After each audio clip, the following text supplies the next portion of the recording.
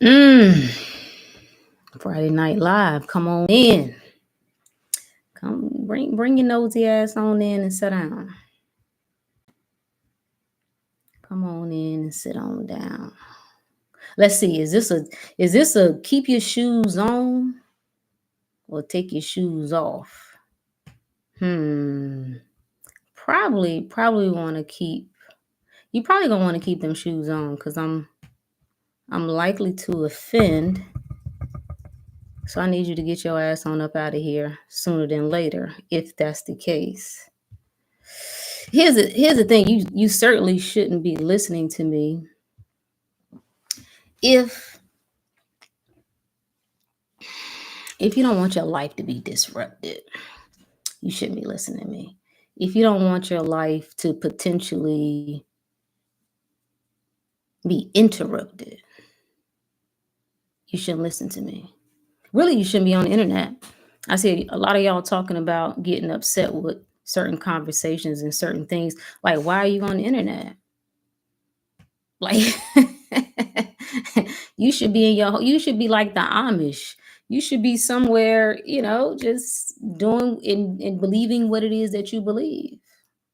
Now, anybody who knows me knows that this ain't what I do. There's a line that I have, and it ain't a thin line, it's a broad line of what I do here in the online space and my personal life. So if I'm here, then you should know it's for a reason. And the damn show ain't my reason. I can tell you that. But my spirit has been on my ass. It's been on my ass. So I said, fine. Okay, fine. Here we go. Let's do it. Now, I don't have any scandal for you. I don't got no gossip. I don't have no whatever it is that you like. I don't have none of that. What I do have, though, hold on. I got too much shit open. What I do have is there's a lot of conversation about relationship dynamics, of which I ain't really particularly interested in diving into for the most part. I'm the under the surface type of person. I'm more interested in what's going on underneath that thing, the undergird. So while we watch the chaos that's happening on the planet, if you could think of the planet as the body, the way you think of your body. What's up, Justine? Um, the same way we look at when the body is ill, when the body starts experiencing illness, we know that there is a emotional or energetic disruption. Same thing happens when it comes to the earth, right? When it comes to the planet. So a wise person would be wondering, well, what's happening underneath all of the chaos that we see? All the chaos that we're supposedly, we see in the world, chaos that we see in relationships. What is actually happening? What is that reflecting? And apparently, let's see where we should start. This may be a little all over the place, a little ranty of sorts. But if you can get with it, get with it. If you can grab something, grab something. What I know for a fact is that there are a lot of people who are experiencing some deep spiritual changes right now. And even if you don't translate it as that, let's just say it doesn't come across as of being that. You just like, I'm going through hell. Okay, fine. We'll go with that. Major disruptions that are happening. Major disruptions that are happening. And as I continue to listen to all the lingo about who women are, who women aren't, one, I get real clear that you guys don't really care about women the way you say. And you will say, well, it's because women are hey, whatever the hell you want to call it.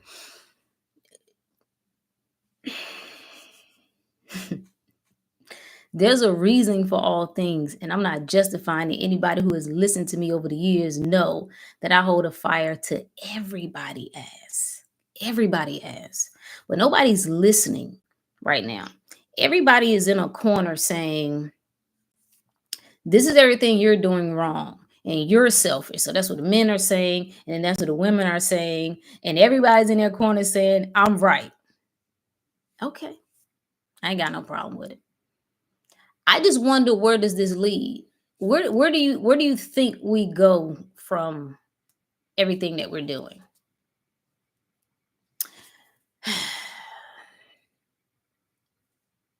So let's rewind a little bit.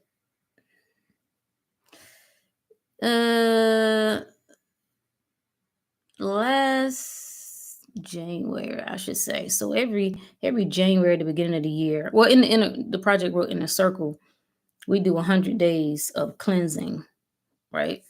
And that looks like every quarter we're doing something. So it's a 10-day, a 20-day, a 30-day, a 40-day. We doing a 7-day, all fruit juice detox, something. So at the beginning of the year, we started the year doing that. And last year, I always tell the group to set an intention. You don't just do things just to be doing them. Set an intention. It ain't got to be that complex. It ain't got to be, just set an intention. Cool. You might want your notepad. You might want to have a pen and pad. It might be some things you can gather from some of the things I'm gonna share. Signs, things to look out for. Not even to look out for, but just to be aware of to some degree. But at the beginning of last year, so after I'm advising a group to do that, I advise myself, okay, what's the intention? And I remember sitting on the floor, kind of looking out of the window, saying to myself, something is wrong. I don't know what it is. I don't really have a reason to feel like something is wrong. My body feels fine. Home situation is for the most part fine. I live in a nice neighborhood, um, a nice home. Like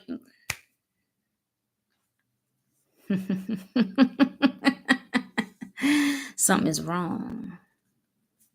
Lesson. Soul be knowing. Okay. Justine says, "So currently gathering, just in case, just when you think you saw it all, here they go." So something is wrong. Inner disturbance message. Inner disturbance. Inner disturbance is for a reason. Inner disturbance is for a reason. So my intention that I set was open my eyes to the truth. Same thing I did. I remember distinctly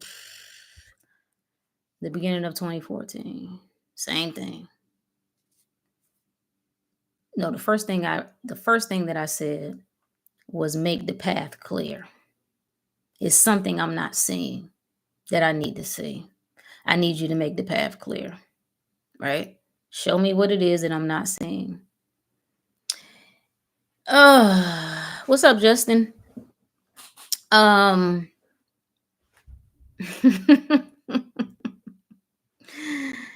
go asking for things that you don't want the answers to. Don't go asking for things that you don't want to know the answer to. Just the FYI.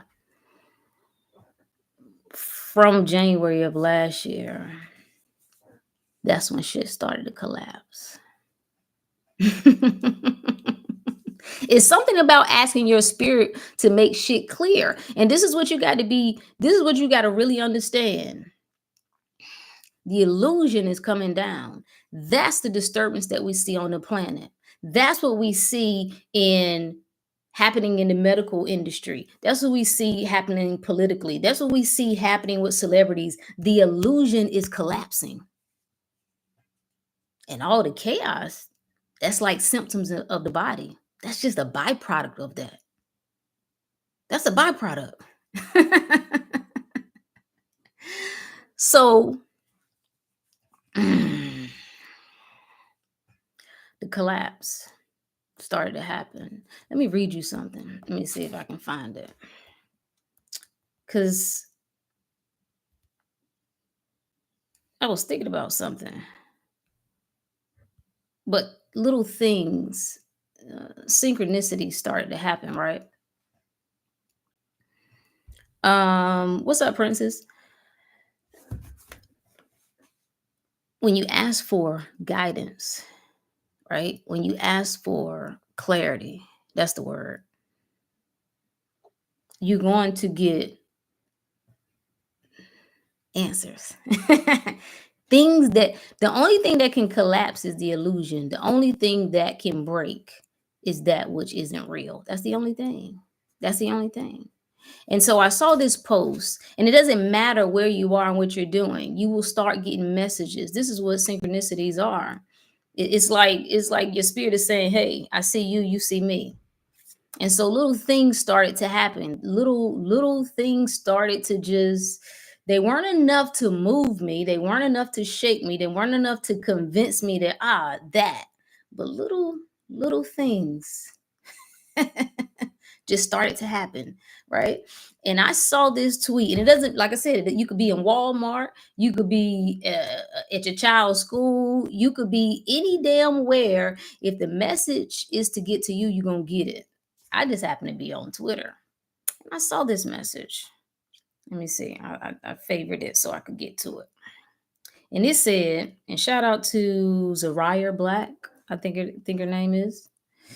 And it said, some friendships or even romantic relationships are thriving off the simple fact no one communicates how they feel, because the moment they do, the emotional immaturity will come out and the whole foundation will collapse. As long as you're okay with everything, it'll last. I read it like 3 times. I read that shit like 3 times. It was right in the gut. That shit started to haunt me. That message started to haunt. I couldn't get away from it. And I remember, and I put it in. I got a folder, a bookmark, whatever you want to call it, on Twitter. It's my damn folder. Just stuff that just make me say, "Damn." That was one of those.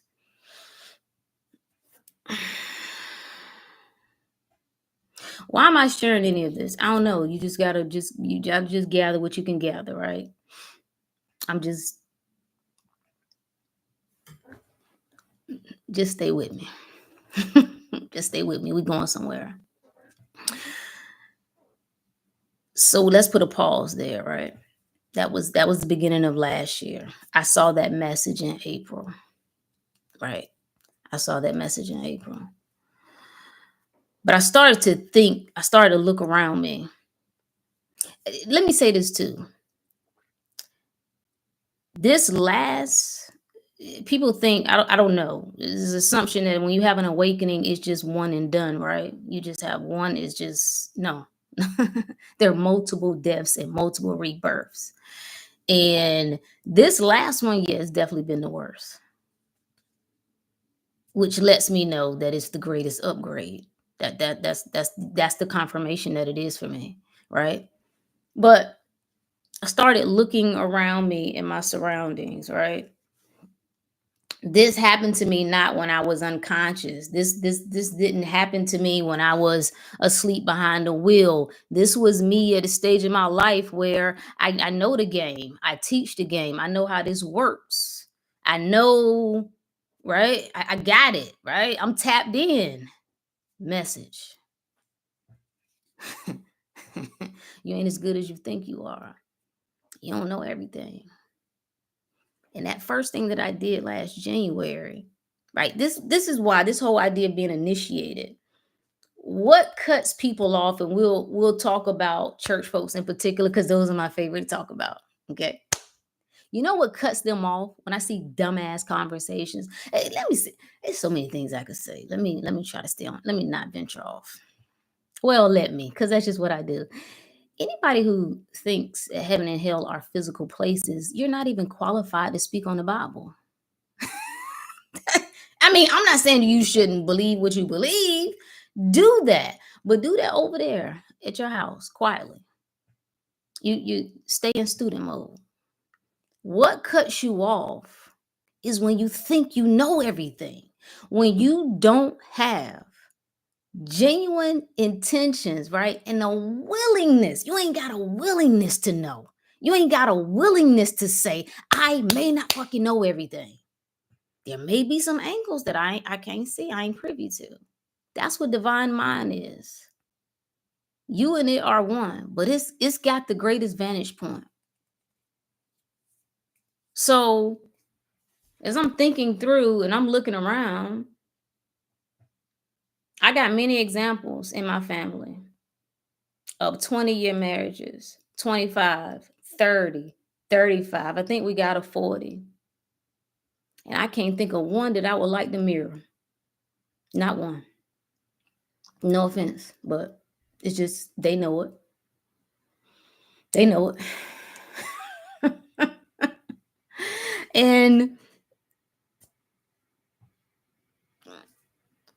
I don't know how certain things started to come online. This is gonna be kind of be all over the place, but you just gotta stay with me to the best of your ability, right?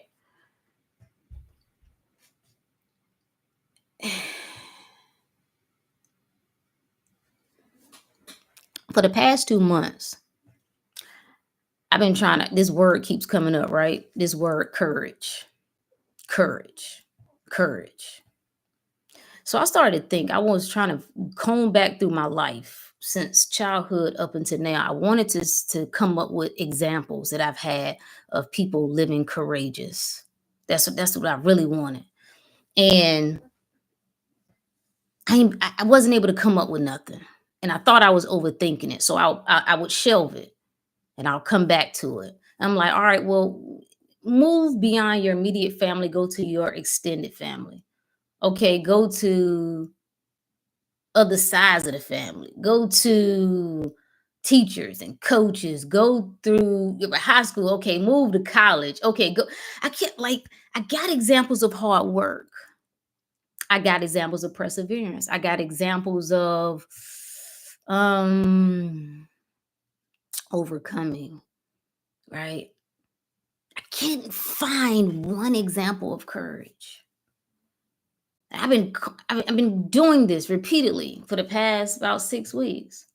Like I must be overlooking something. It's got to be at least one, don't it? If it is, I can't think of one. So then I was like, all right, well, let me get down into courage. Okay, Latin word coming from the Latin word core, it means heart, and you know what heart means. That's spirit.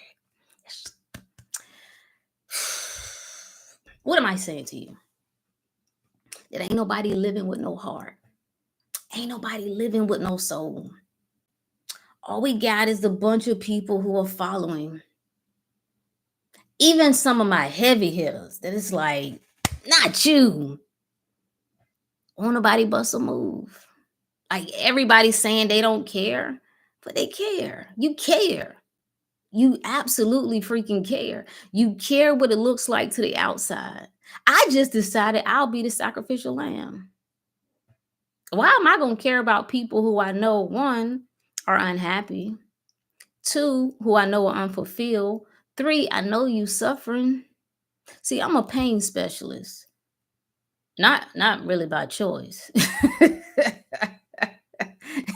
You know what I mean? Like from the moment I was conceived, there was nothing joyous about it. Okay? I was birthed. Shame, pain, embarrassment. That's the channel I came through. That's not a pity story because at a soul level, that's the channel I chose. It was the perfect one for me. Absolutely.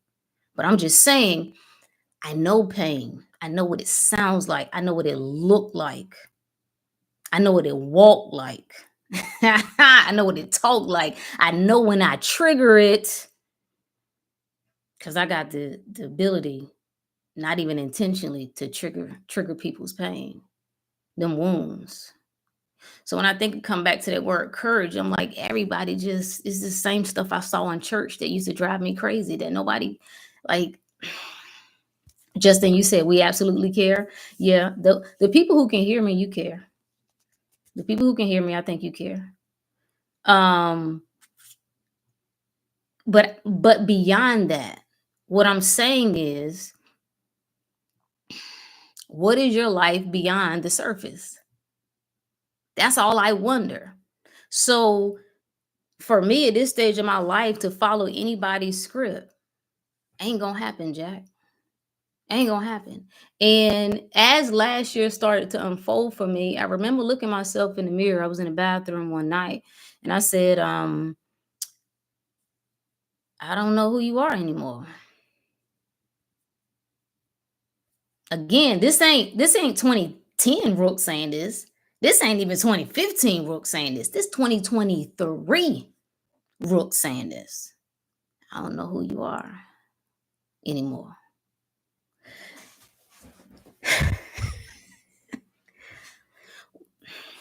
What happens when you get lost in the sauce? Hmm? What happens? Princess said these past few months have stretched me in ways I have never. This is it's happening. Like it's a lot of people are experiencing this for real. A lot of the ladies too. I mean, it's across the board, but especially a lot of the ladies.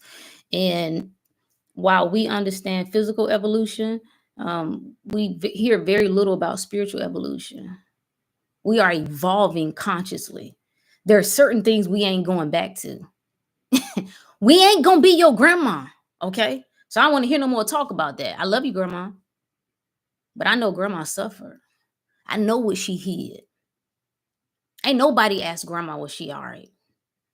You know why everybody honored grandmother for how much pain she could take and not show it. Yeah, okay. That's what you think about your matriarch. The more shit she can take, the more you can load on her. That's what you find to be honorable. No. And I find some usefulness in that. I ain't even just the way that I'm built. I like the idea of knowing that my tolerance level is just superior in comparison to the average person. But I don't need you um I don't need you honoring me for how much shit that I can deal with. I'm good on that.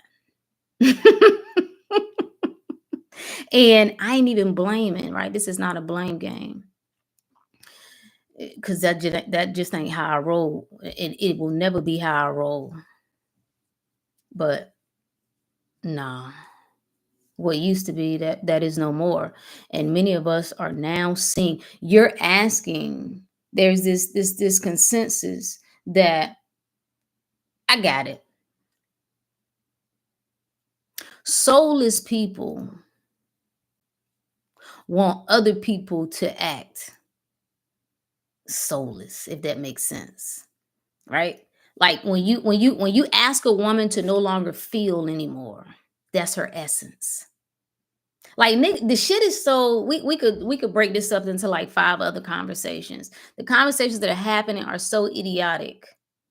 It just makes, and all we're hearing from are broken people. This is who is advising everybody. Like, I've been hurt, I got wounds, and then I'm gonna tell you the advice based on my wounds. Awful, awful advice. Terrible shit. Instead of saying maybe all of those horrible experiences that you went through, maybe you should sit your ass down and look at yourself. Maybe if that woman won't listen to you and she's not submissive to you, it's because you don't listen to you. It's because you ain't even submissive to the Most High. You ain't even submissive to your own divine purpose, and you won't. Do we really want to break this shit down? Huh? She don't listen. Neither do you, leader. And the same thing, we can go back and forth on both sides of it.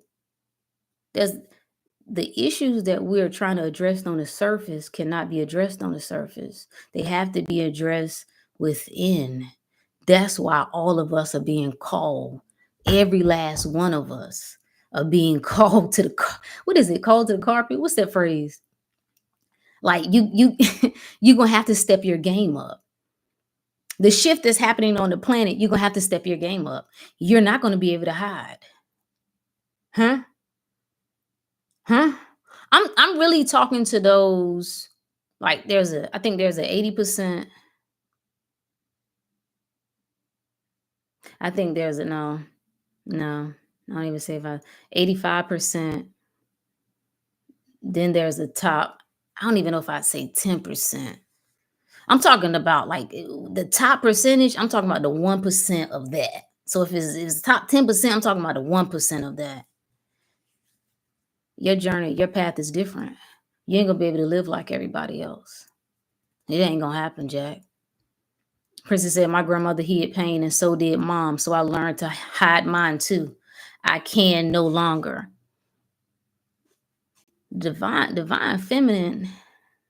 I don't think the fellas really understand what's happening at a spiritual level. I don't really think you understand what's happening. It will be no suppressing of their energy. Not any further. Those days are over. It is done. And I know we don't like to use the word of equals, and I'm not using it in a physical sense, but this will be aligning with your equals. That's the game that we playing right now. Humans to humans, gods to gods. That's it. And that requires you to look in the mirror. That requires you to sit with yourself. And I think I put in the description of this that when the soul calls, it's going to move anything and anybody that's in its way. So the collapse that I've experienced in my personal life was it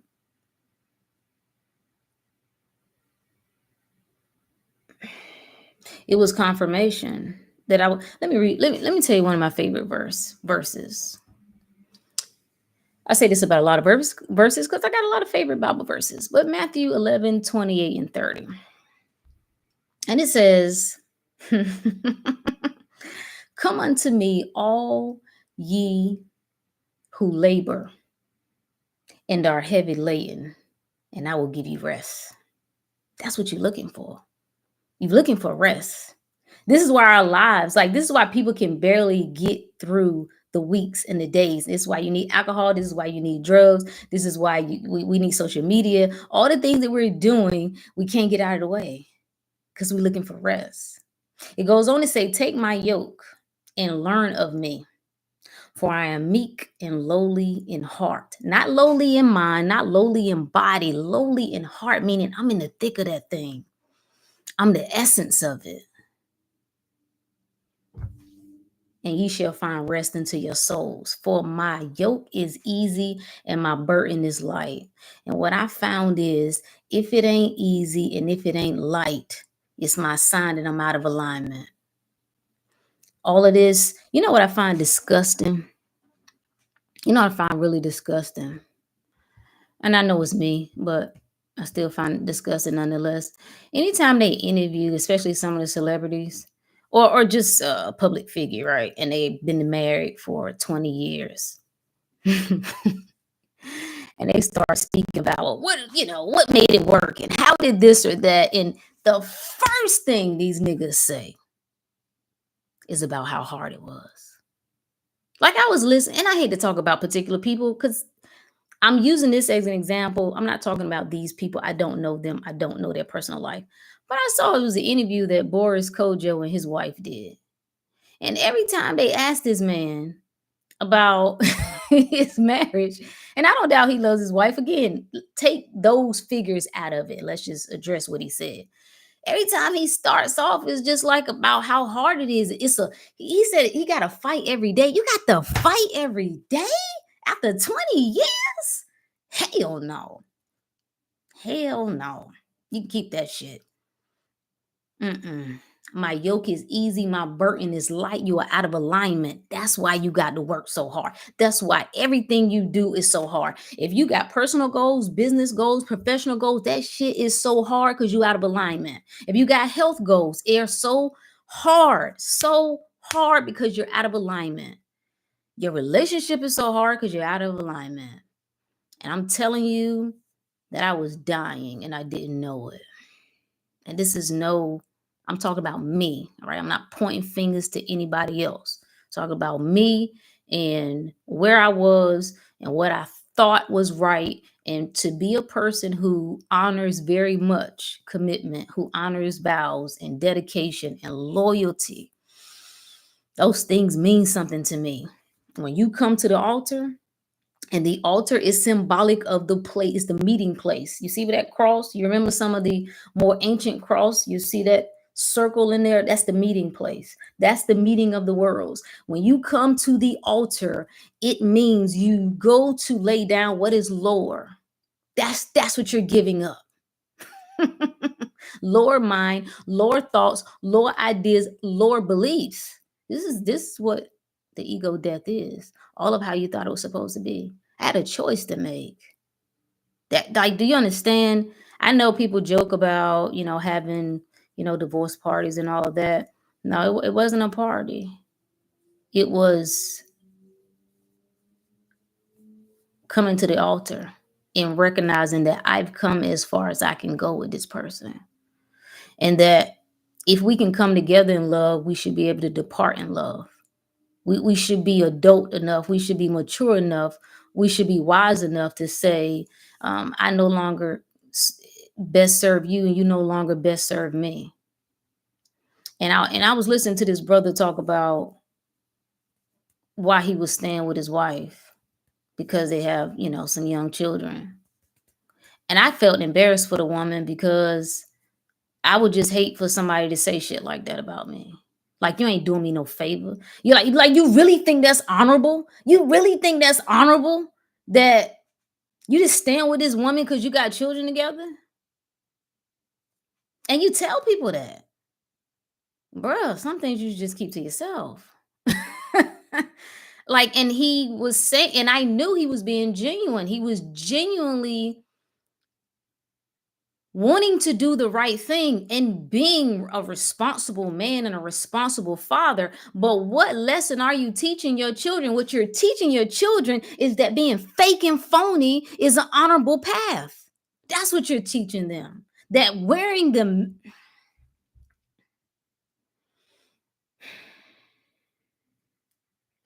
If you can live with it, I guess. If you can live with it, I guess. Well, Rook, is easier said than done. I don't want to hear that shit. Like, tell that to yourself. Whatever stories you got to tell yourself, you tell yourself that. But this is what I know. When the soul calls, it's going to move anything and anybody in its way. And that shit came through like, there's so much to the last 2 years that I have to figure out at some point how to break certain things down. But the soul there's an expiration date is what I'm saying to you. You get to a certain point that there is no more running. There is no more. And I wasn't running. I just wasn't aware. That's what I think hurt my feelings the most. I wanted to know, how did I miss it? How did I lose myself? I'm aware. I'm Brooke the Great, baby. How did it happen? How did it happen? I honor the moment for what it was, for what it is. I think marriage is beautiful. I put marriage in the same category with being a parent. It is a mirror. It should grow you. It should develop you. It should show you yourself. And it did that. And I'm better now than I ever have been. Now I see some errors in my ways now, but I did what I thought was the right thing to do. And I used to believe this whole idea of duty versus love. And I was under the belief that you put duty first. Always. If you got a duty, you stand on that and you honor that. Nobody, because love,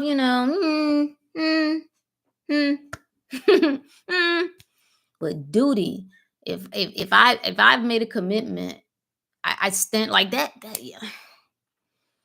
And what I'm really trying to express to you is how it was a shattering. Like back in 2015, 2016, I think it was. Might have been earlier than that. I can't remember exactly, but my spirit said to me, the life that you want, the person that you're after, is going to cost you everything. And I was hyped, right? Because it's like when you first, it had to been earlier than that. Because this was like the earlier part of my, that awakening. And I felt good and the light was coming in. I felt like I needed to do some shedding anyway, right? I needed to get rid of some people. And I read like, let's go. I have no idea the extent though, that it was not only about losing people who I knew needed to get the hell on anyway. It's about the people that you care about. Mm. You know who you really losing? You. It's the version of you right now that's standing in the way. That version you're going to lose, and that version you love, that version you are committed to, that version has held you down, and you got to put that version on the cross. We talk it. There's some people that don't talk it. There's some people that figure out how to talk it, but walking this shit is a whole nother ball game. And I will never, ever even suggest people step into this arena if it ain't what you want. Because it's going to rip your ass to pieces. And I mean that. To shred. I have lost everything and gained everything. Maybe you can catch it. Maybe you can catch it. Maybe you can catch it. But that's what I was willing to do. See, you're not willing. You got a list. You got to, I'll do this, but then you got exceptions. Because letting go of old beliefs, letting go of how you think it's supposed to go, that's that ego death. It's supposed to look this way. Even your definitions of who a woman is and who a man is, all that shit is coming down. It's all coming. It's going to collapse. Justine said, love is an energy, not an emotion. Absolutely. And that was another part of like coming back to that duty versus love, right? I said, oh, I got it wrong. I was mistaken. No, love is everything. See, love is never this. See, that's why that's a whole nother video. When we distorted on what love actually is, love is not this. Love is not wavering. Love is not, no. So when love is there, baby, don't worry. Dutifulness is within that. But I can't choose the duty first. I cannot die that way. And I saw this young lady, and I don't want to, again, pick on any particular person, but she was talking about how I know this woman. Like, again, I'm a pain specialist. I know it. And she was talking about being romantic or something. Her boyfriend wasn't romantic. And she said she accepted it, but in parentheses she put mostly. That you ain't accepted it. You ain't accept. There's a part of you there's a part of a woman that needs to feel. She needs to feel seen. She needs to feel inspired. She needs to feel. And when you starve that part of you, and that's just a soul in you, that's all. And when you starve that, you die. And so while the fellas are saying, hey, be more feminine. And then when women start being more in their feelings, well, damn, why you got to be all like that? Well, which one is it, nigga? Which one is it? Which one do you want? You don't know. You don't know. That's the real answer. You don't know. Princess said, yes, losing a version of you that has comforted you. That version has held you down. Like, for real talk. I'm not even being funny. Like, no matter what, that version helped you survive. That mind, that old mind helped you survive. And so now you're asking me the one thing that no matter what has happened to me in my life has been there, right? When everybody else left or everybody else did whatever, that one thing has always been there for me. What you're asking me is put that on the chopping block. Huh? You asking me to...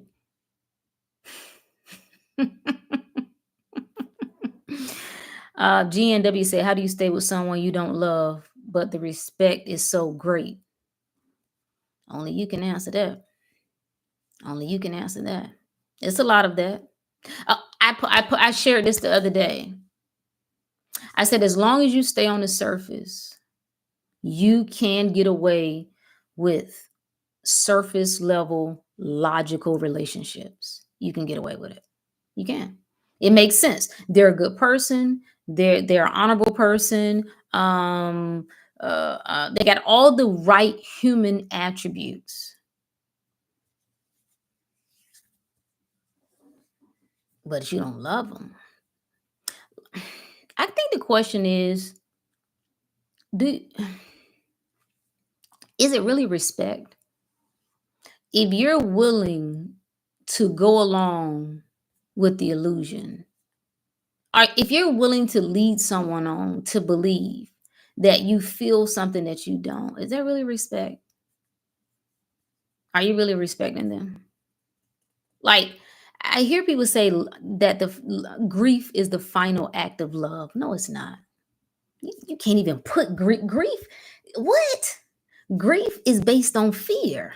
Fear and love. No, they're on two different sides of the spectrums. Like, no, the final act of love is letting go. That's the final act of love. One of the darkest times of my life. I got so many dark times. But that's why I am who I am. Right. But one of the darkest times in my life that I got some things under my belt, but this one I thought I didn't think I was gonna make it. I think I'm gonna share. I'll probably share it one day, not today. But my whole life came crashing down. It was the worst pain I think I'd ever, outside of losing a child. I think that was the worst pain I'd ever experienced. The whole day was a blur, and I remember because I keep, this is what we do as women, right? You keep it going, you keep pressing. The whole day I'm listening to the chatter, and everybody has their opinions on what has happened and this and that and whatever. And I finally make it to the bed, right? I go through my routine, get in the shower, do whatever. And as soon as my head hit the pillow, I was trying to keep it contained. I had one of those cries. I didn't verbally make any noise, but it was one of them, when your whole body shake. And I just cried myself to sleep. And the next morning was the most beautiful morning. I was mad. And I wasn't mad because I didn't want to wake up. No, I didn't. I didn't want to do nothing to myself. I don't mean it in that way. I just wanted to sleep. I just wanted to, like, give me 2 days, 3 days, and then I'll deal with it. But the sun was shining. This bright. I mean, the rays were coming through the window, like shining right on me. And I'm like, can I just, like? It would have been perfect to have a rainy day, but nope. And I remember I put the covers over my head. I turned over, and the pain came back. All of it, the whole moment came back. And I wasn't gonna get up. My spirit said to me, and I laid there for a bit. My spirit said to me, "How long are you gonna do this?" And some kind of way, at some point in time, I got up out of the bed and made my way downstairs. I don't remember picking up the phone, but apparently at some point I did. I don't know how I got to YouTube, but I did.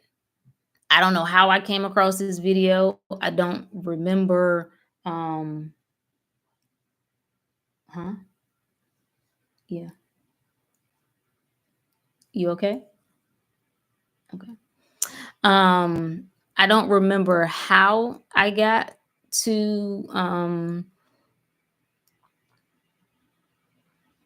I didn't remember. I know it for a fact I didn't actually look this video up. It was an interview that Maya Angelou did with Oprah Winfrey.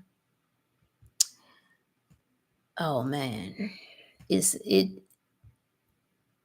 anyway. I get to it and I pull it up.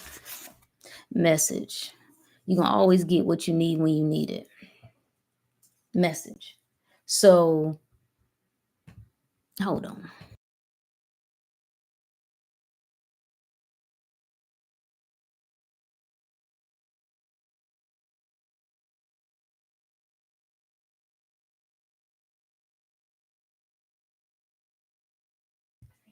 Okay, my bad.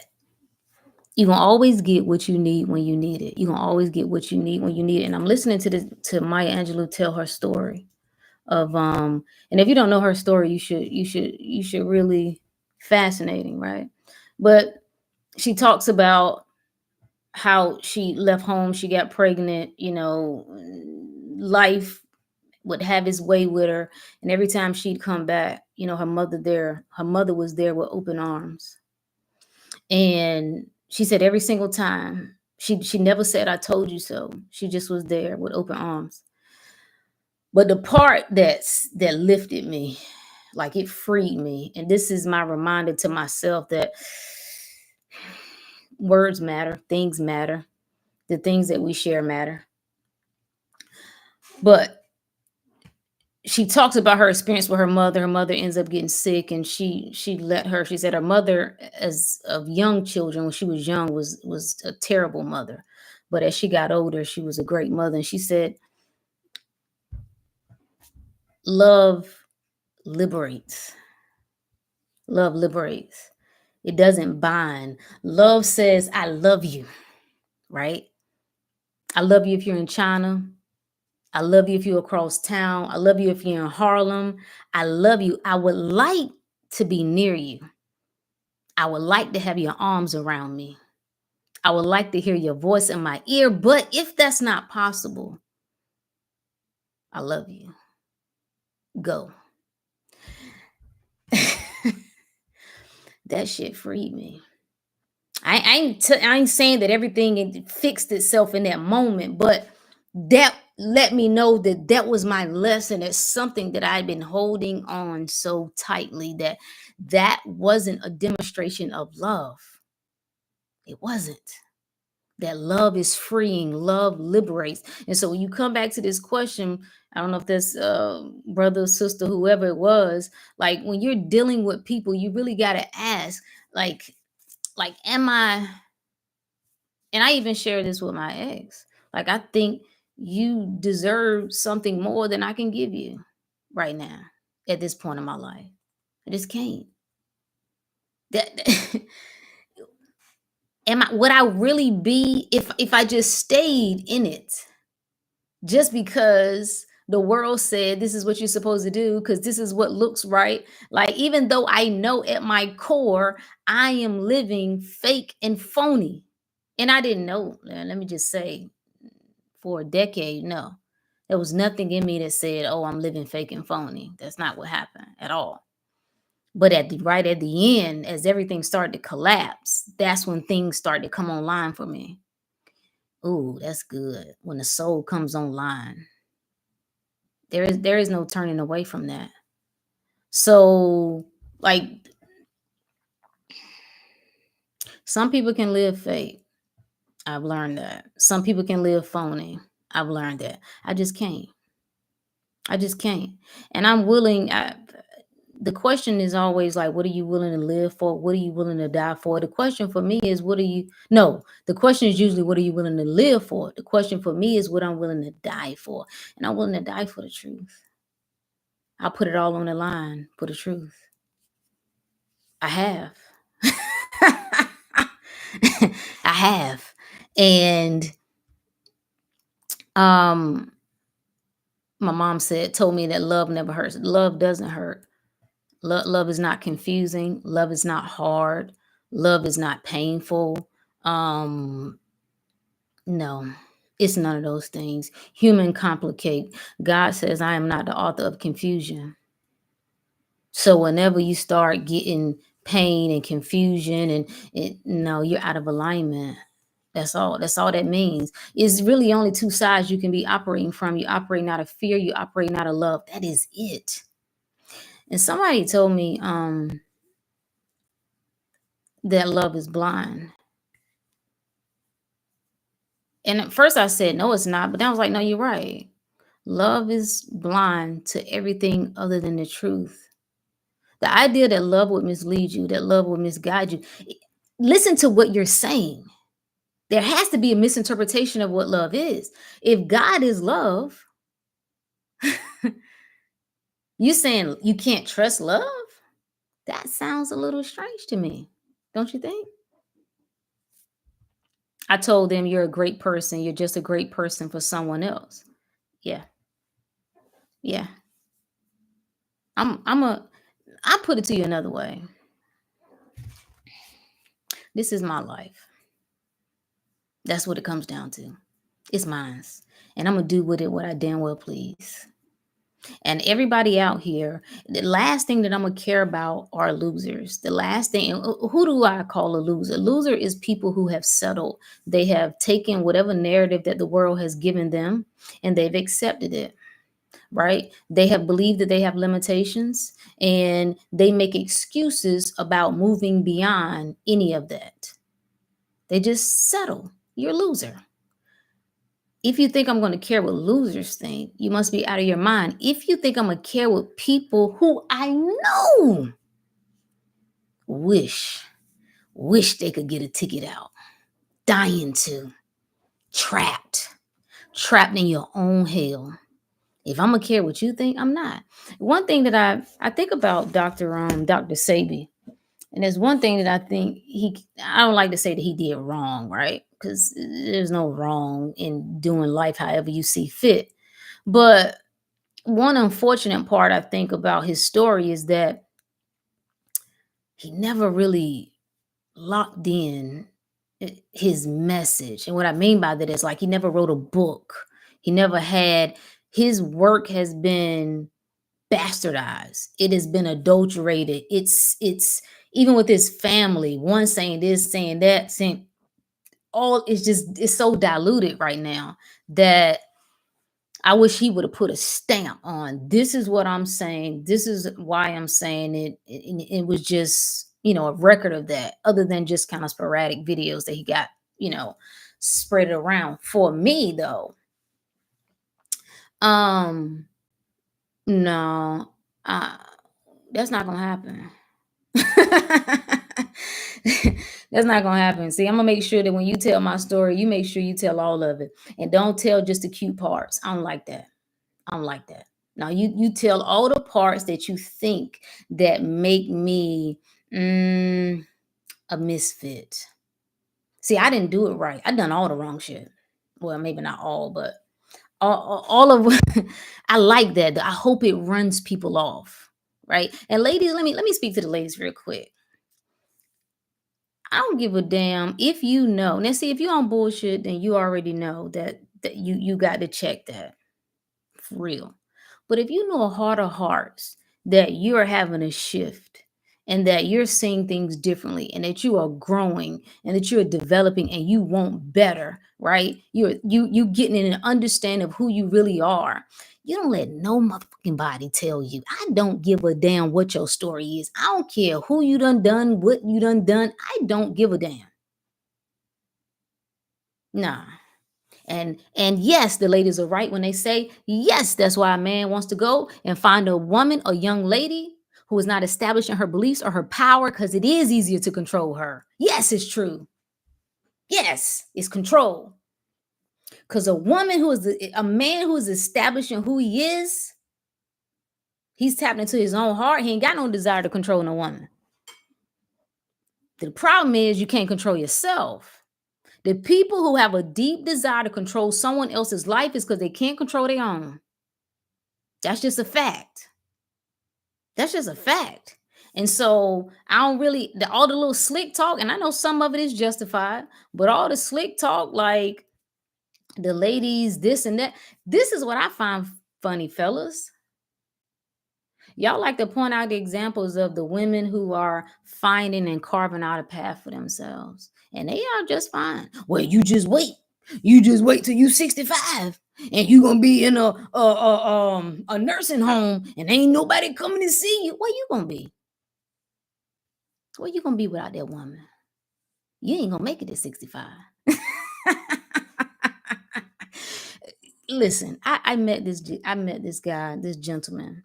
It was so Divinely orchestrated. It was in I told this story. Did I tell it up here? Maybe I told it on the podcast. I don't know. I don't remember.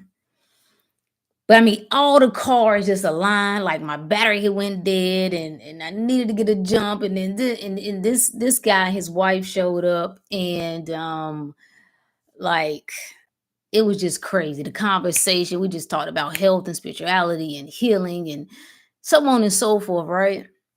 And he was telling me how he just lit up talking about his lady. I love the fellas who just tapped in, like this one right here. Yeah, okay. He was telling me how he met her, and I think they went to med school together, and they kind of separated, went in different directions, and ended up linking on social media, and ended up meeting, for lunch or whatever. But he said he went to visit her, or she went to visit him, and he had been dealing with some health issues. He had some gut issues. He tried all sorts of things, different, remedies, this or that. And he said they just had this strong connection that when they looked at each other, like he just started crying. He was like, this shit was just wild. Like, I don't even, and nothing was said. Soul recognition. That's what that is. When you recognize the God, the you in the other. Yeah, the God in you, you recognize that in the other. He said, he said, I'm really antsy about people giving me certain stuff.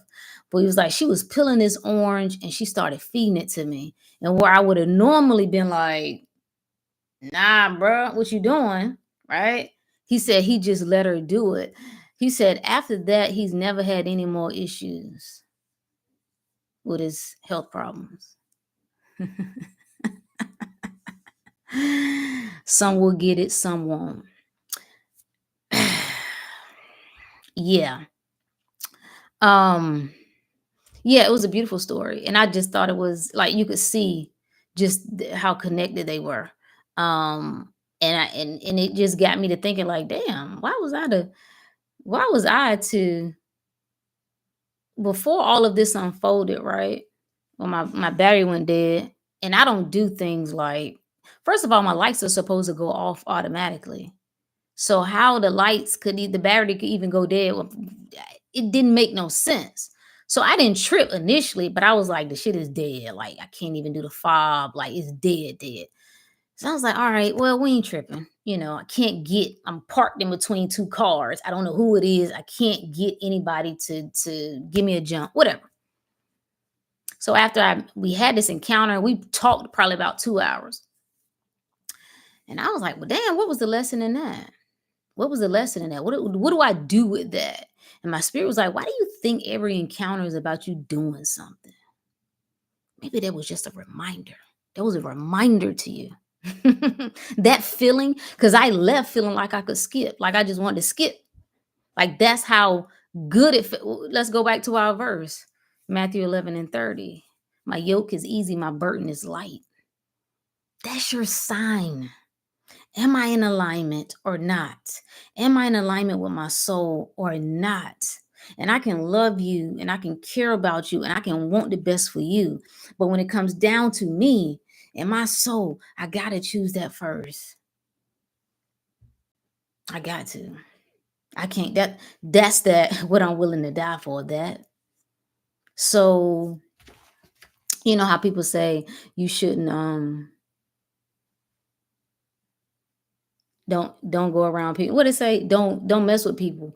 Don't hang around people that ain't got nothing to lose. Well, I ain't got nothing to lose right now. I done lost it all. I done lost it all.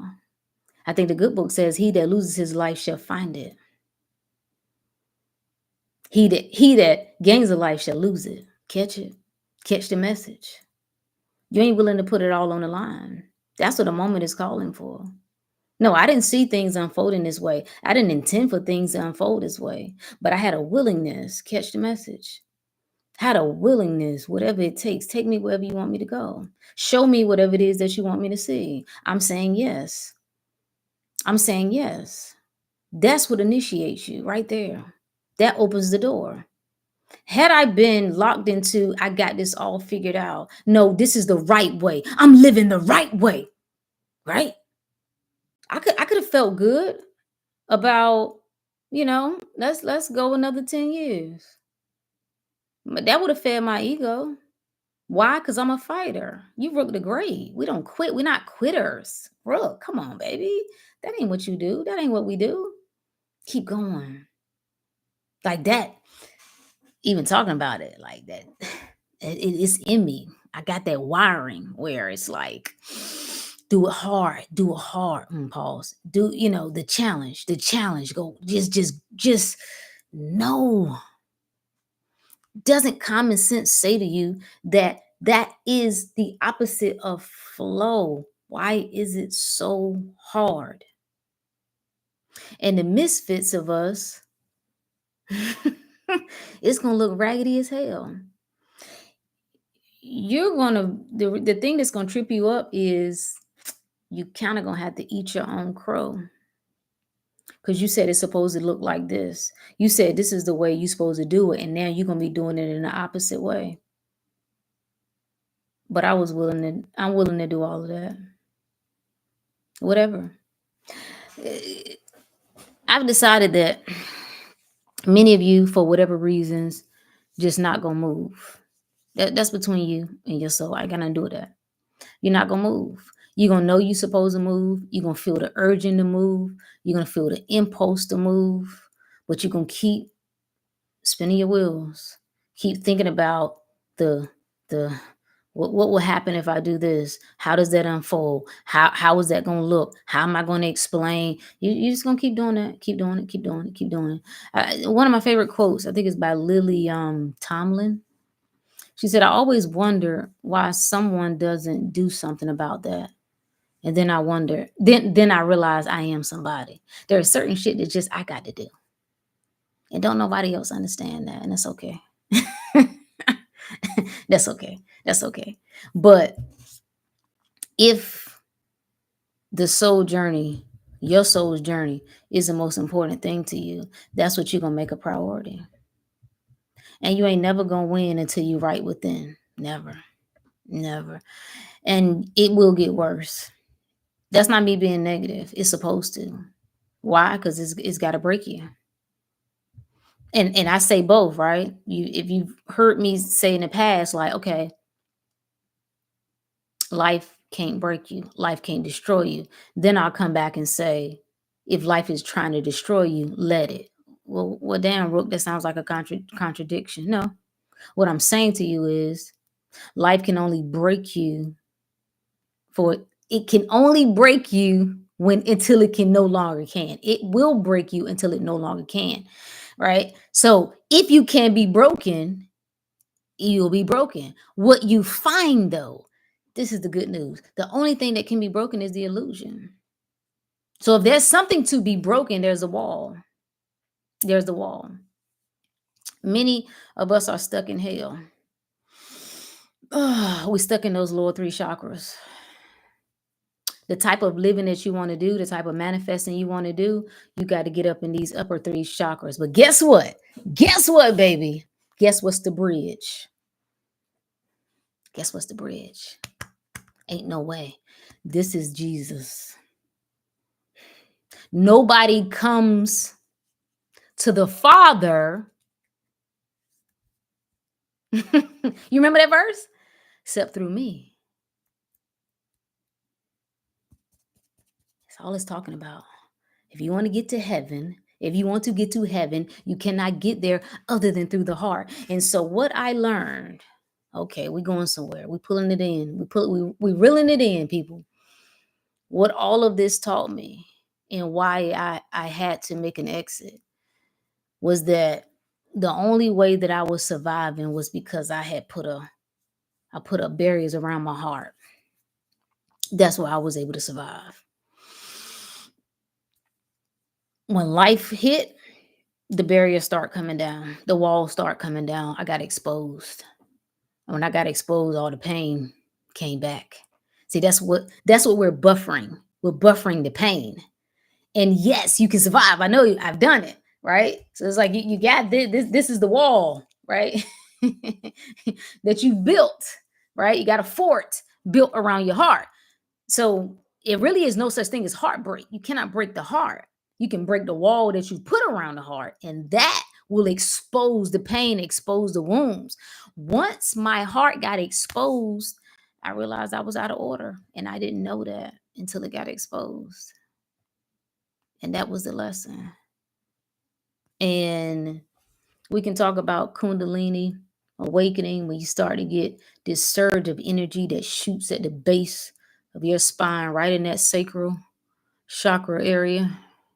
And it shoots up your spine all the way to the top of your head. And what is actually happening? Like, if you're feeling some physical symptoms and changes in your body, it can directly be related to energetic changes that are happening. You got to think now, the etheric body around you is um it's a grid. It's a geometric grid that's around you. That starts to shift. As you rise consciously, that starts to change. And then as a byproduct of that, you'll see yourself experiencing physical, I got more headaches. We could talk about the heart chakra opening where it feels like you're having a heart attack. Laughing now, wasn't laughing then. I wasn't concerned. It didn't put me in a state of a panic just because I've been putting in the work. So I felt a sense of peace and ease. My spirit just confirmed to me that nothing physically was wrong. So it didn't put me in a state of panic, but it feels like your heart is cracking open, your chest is cracking open, and all of this light is coming in. You can't stay. You will move, is what will happen.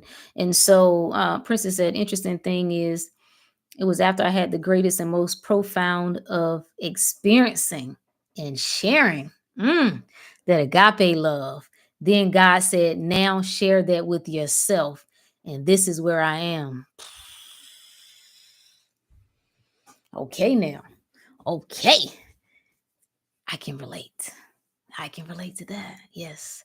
It has to break some things to build the right things. That's it. That's been the beauty of all of it.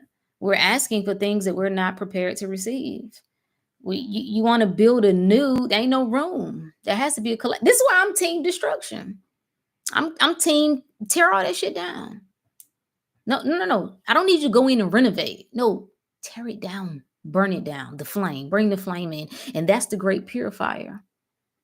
That's the great purifier, the flame. And something that came to me last week, it was like, that's so good. Because I've been kind of dealing with something and trying to clear my head of it. And I had this aha. It was like, why do you feel something wrong with it? If it keeps coming up for you, if it keeps coming back to you, why do you feel like it's something you need to fix? That's your problem. And I was like, oh, okay. Okay. Message received. Like the sitting in it, that it ain't nothing wrong. There's nothing to fix. That whatever keeps coming up, let it keep coming up. Whether it's pain, whether it's joy, and sometimes it is love, right? Love coming in. Like we don't even know how to receive love. Everybody say they want it. What you gonna do with it when you get it? Other than destroy, other than run away from it. Other than figure out a way to self-sabotage it. What you gonna do? So the breaking, I think you get to a point where you just stop caring. And until you get to that point, you're bound.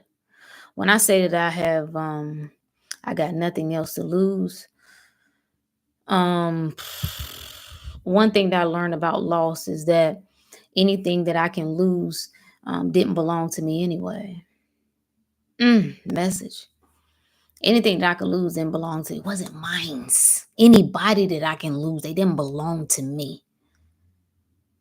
What I did learn though was that what is truly mine, I can't lose and can't nobody take. Can't nobody take that. And if all of this unfolding is to solidify that, thank you. That was a gift. Take what is offered and use it. Take what is offered and use it. See the rightness in the thing. And I was like, this whole idea of having nothing to look like, and I've literally just said that, like, strip all this shit away. Take it all of it. It- you know what it's like to you grow up and you po and you kind of come up and then you gotta go all the way back like strip all this shit. I need you to know that there's nothing that I will not put on the altar. There's nothing in nobody. And that's why I'm not a good human. I don't fit because I can't make things be important that are just not important. I can't make things be priority that just are not priority to me. You can be on the list, but you ain't gonna be one. Not number one, no. No. Absolutely freaking not. So Princess said, you stop trying to calculate the cost of the loss. Listen, Princess is preaching tonight. That's it. I don't even focus on that. I look at what I stand to gain. There is no loss. I just look at what I stand to gain. And if this is where I am, this is where I'm supposed to be, baby. If this is where I am, this is where I'm supposed to be. And there's a complete trusting. I think there's been the second part of this lesson. It has to be a complete trusting that even though it's not unfolding the way I expected, it doesn't look the way I thought it would look. I trust 100%. Lead me, guide me. You understand what I'm saying? And that's where I am with my life right now. Like if I can't talk it and not walk it. I'm incapable. It'll drive me insane. I can't. And apparently somebody need to see an example of this. And I'm willing to step forward. I'm willing to step forward. I'll take it. I'll take it. It doesn't even bother me. You too embarrassed, you too shame at this point in time. You care what people think.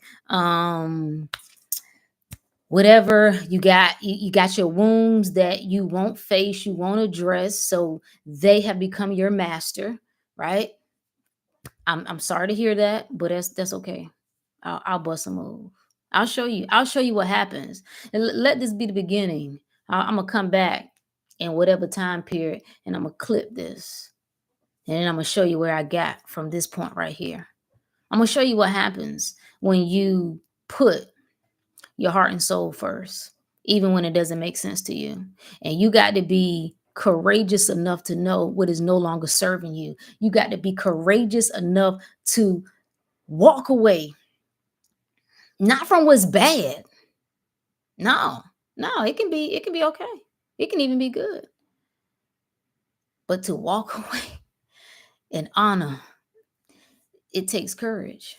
And since I can't recall an example of it, then I'm just gonna be that.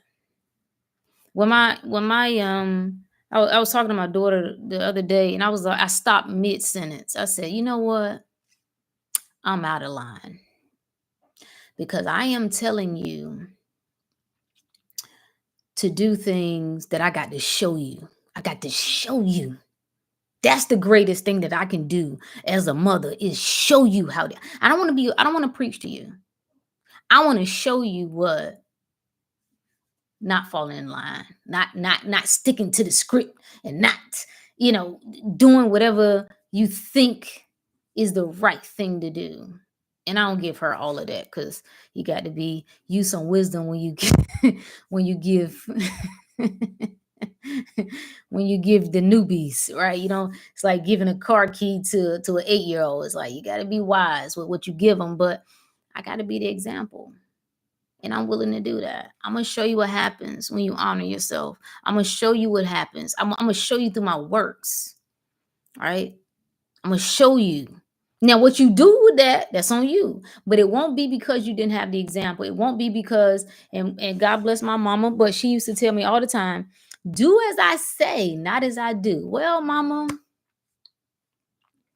that's kind of flawed, you know, but no, I want you to see what happens when you step outside and when you no longer, when you strip yourself down. And that's what I've said, strip. Like, don't let up off of me. Let that shit get thicker. Let it get heavier. Like whatever it takes to break the chain. That's really what's happening. When the soul calls, it's coming. Ain't no hiding, baby. So all the conversations we're having, I apologize, but I can't find no interest in it because when you get into the thick of it, all the stuff that you see going on in the world, it don't matter. Get sick and see how much you care about the election. And that's sick in body or mind. It don't matter.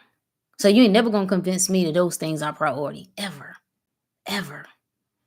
Ever. You don't even know where you stand with yourself. How you know where you're gonna stand with the world? How? How? How that work? How? What's the message? I ain't got no message. I'm gonna be honest with you. It's just something that I had to do. Um, just because I will be many things, but I ain't gonna be no coward. And I'm even willing to get it wrong. I'll take the steps that could be wrong. Because guess what I know? It's better than taking those steps. And I'll deal with whatever consequences. That's why you shouldn't listen to me. Like I'm not trying to give you no advice. Like don't go disrupting your life. Don't go turning your life upside down now if you if you ain't ready to deal with what comes with that. I'm just crazy enough that I'm willing to deal with it. I will, and I think at a certain point, I'll get into, maybe some more details about other things and things that I've had to do that yes, Justine, I'm absolutely nuts. I'm out of this mind. I'm out of it. So I will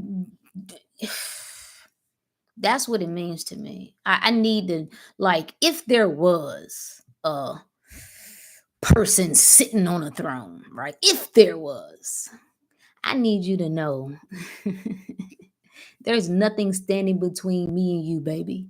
Nothing. There's nothing. There's nothing that I won't offer up. That's what the biblical story of was that Abraham and his son? I can't remember. It didn't mean you're supposed to actually try to kill your kid. Isaac, yeah. Thank you. Isaac. The sacrifice of the son. The putting down. This is what we're dealing with. What I'm going to move into here shortly is getting back into some more physical things as far as taking care of the body.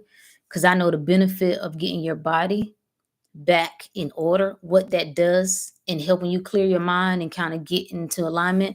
But I just don't, this is the priority is how you think, is how you see the world, is how you see yourself, is what you say is true, is what you accept as, and this is what I've been begging, and I ain't no beggar. I've been begging my spirit to say, please don't take me in this particular direction, right? With certain stuff, like, oh God, don't tell me that's the direction that you're taking me in. But if the importance of, and this is what we've been doing in a circle with metaphysical Bible study, if you don't understand your concept of God, if you don't understand your concept of the higher power, you stay enslaved in every other area in your life. When you believe that you're at war with the world, you stay bound. When you think it's other people that are holding you back from your, like, even coming back to relationships, you drew that person to you. I don't give a damn what they doing or what they did. What did you now become a victim? You no longer a co-creator? Like, you ain't no victim. The moment that you become a victim, you have said that this thing that has victimized me is now God. That's what I'm giving the power. That's a false idol. That's what that means. You're putting that above the divine because it's either that thing or the most high. It's either one or the other. Fear, love. Only two sides that you can pull from.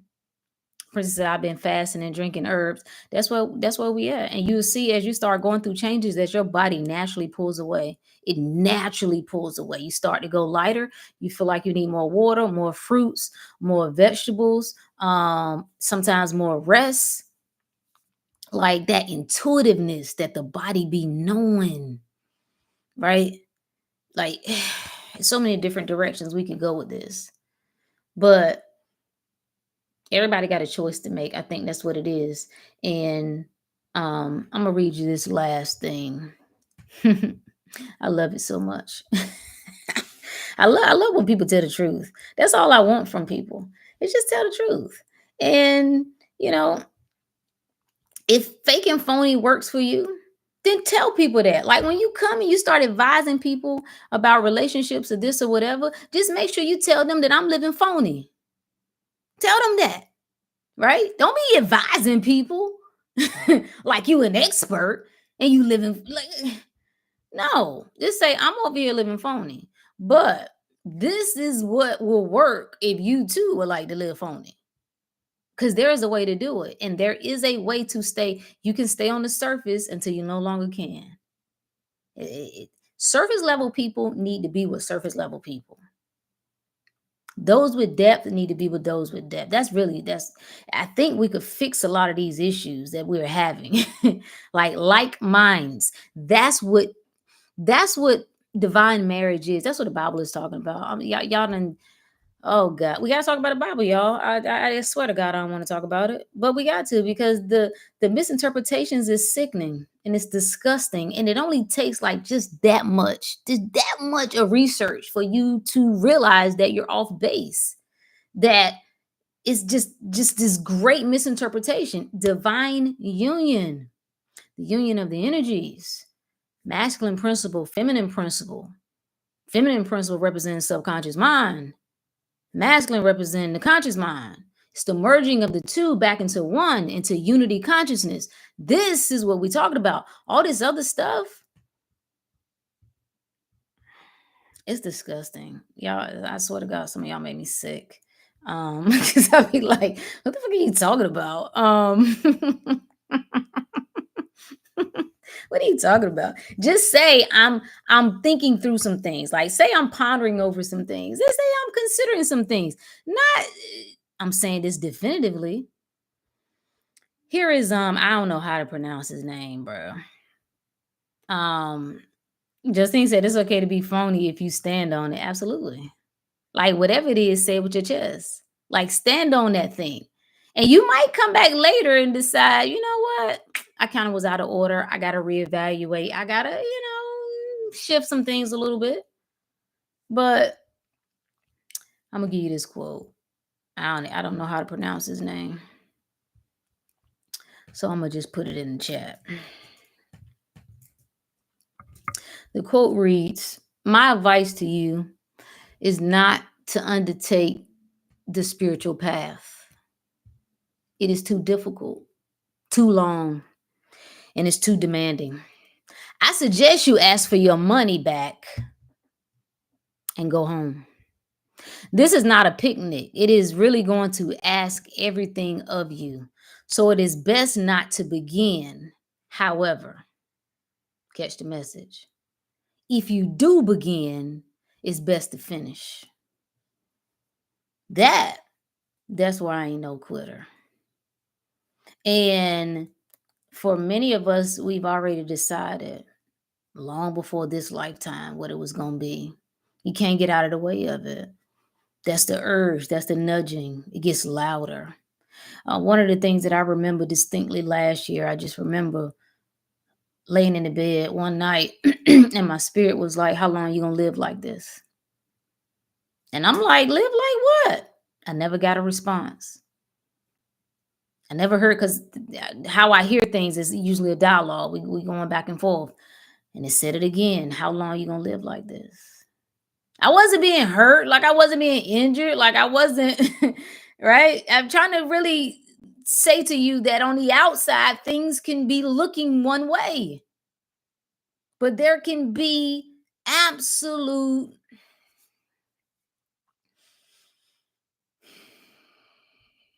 famine on the inside, dying. Felt like, how you have a slow leak in a tire or balloon? Like I just felt like the life was coming out of me and I ain't know why. I ain't know why. And that that 10-year mark, it all started flooding in. And my spirit said 10 represents completion. And I said, huh? I said, yeah, 10 represents completion. It's a number of completion. When you ask for the answer, before you ask the question, you should ask yourself what I'm gonna do with the answer. Everybody say, I just want the truth. I just want the truth. I just want the truth. Okay. Well, step one, you get the truth. Step two, what you gonna do with it? I think that's the separator. Some people are never going to ask for the truth because they believe they got it. They know it. I can't go no further. I can't learn no more. And no more you can tell me I got it. Boom. That's group A.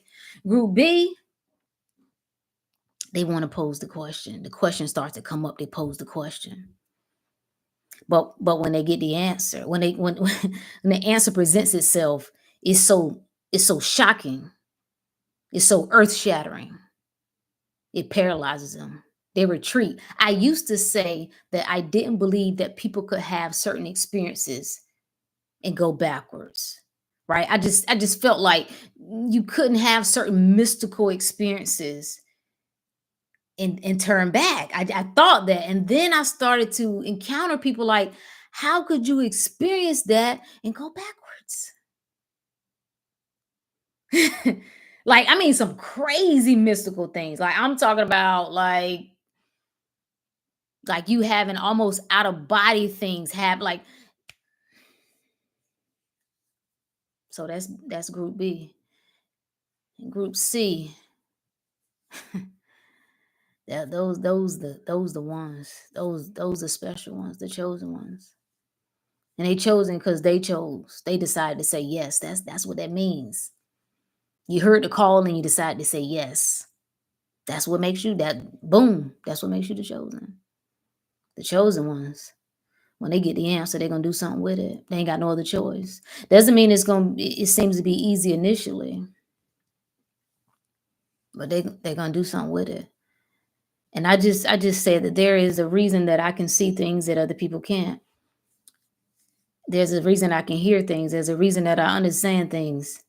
Not because I'm better. Ain't got nothing to do with that.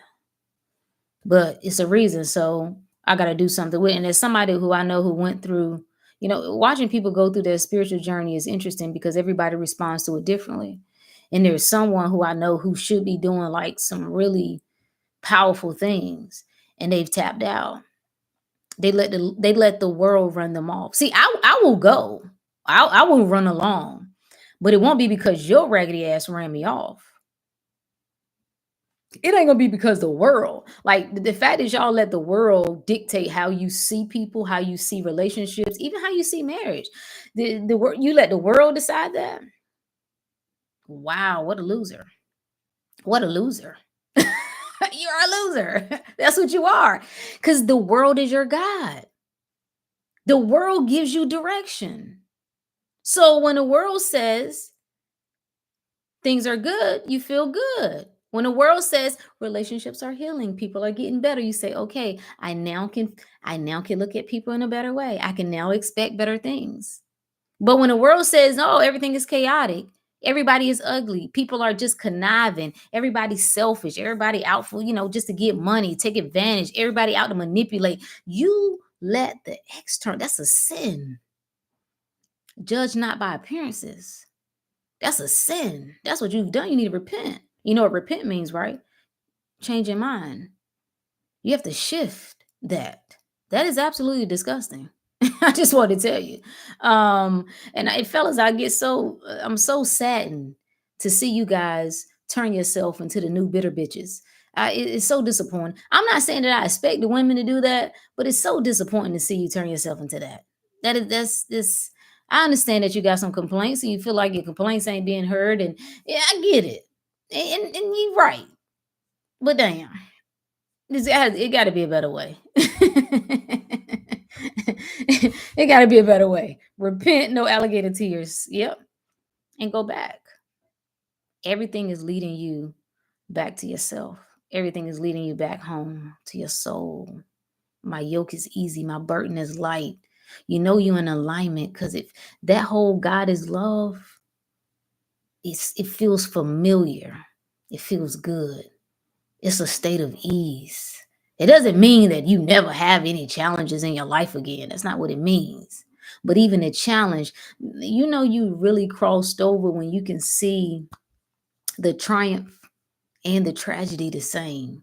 When you can see the love and the pain the same. When you can see the joy and the sadness the same. Like you so solid in your right now that you can't be moved by these. Come on. You understand? And I needed this ripping. I needed to get back to the real. I think that's one of my quotes from Alter Carbon. Listen, my quote folder be off the chain. Yep, it says rip yourself open and you can rip a hole into the virtual world. This is how you get back to the real. Everything is trying to help you get back to the real. You just ain't willing. You just ain't willing. God, to think. This was what I get nauseated just thinking about it. To think that this is your world, that you can have whatever it is that you want, you can experience whatever it is that you want, and that only you standing in the way of that. I heard Neil, what is his name? Neil, damn, spiritual cat. I can't think of his name. He got like George Neil. I don't know. I heard him say this a while ago. And Neil Donald Walsh, that's his name. I think that's who said it. He said God only says yes. God's only answer is yes. And I thought about that. I said, okay. God only says yes. Damn, you're right. You're right. That's the answer. Like the creative power in you says yes. This is why when the Bible says, I, the Lord, I create good and evil. You have to ask them, what is the Lord? Either the Lord is this wicked cat that's doing stuff that he shouldn't be doing that he could fix, or maybe it's this. That's what's happening here, right? C. Elman Free said, C. Freeman L. rather. God is the generator, the operator, and the destroyer. What does the mind do? Generate ideas, perceptions, beliefs, concepts. Operates, puts those things to work, don't it? And it can destroy. So this whole concept, right? Coming back to everything is a yes. You get to decide what's a no. Only you stand in. I come back to that whole divine timing. You the one saying no. You would feel good.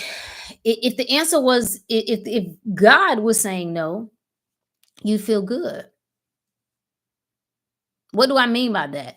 When you are in alignment, when heart and soul are in alignment, when mind, conscious mind, subconscious mind are in alignment, you feel at ease. So if God was telling you no, you would feel at ease, but you don't, because you the one saying no. You the one blocking. You the one cutting yourself off. That's you doing that. So I was like, oh, we're not figuring out how to say no. No, we got to figure out how to say yes. You already know how to accept pain. You already know how to accept misery. You already know how to suffer. You already know how to sacrifice. What you don't know how to do is how to receive. What you don't know how to do is how to be at rest. What you don't know how to do is say yes, right? Love, come on in. Joy, come on in. Peace, come on in. If it ain't pain, it feels out of order. Ask me how I know.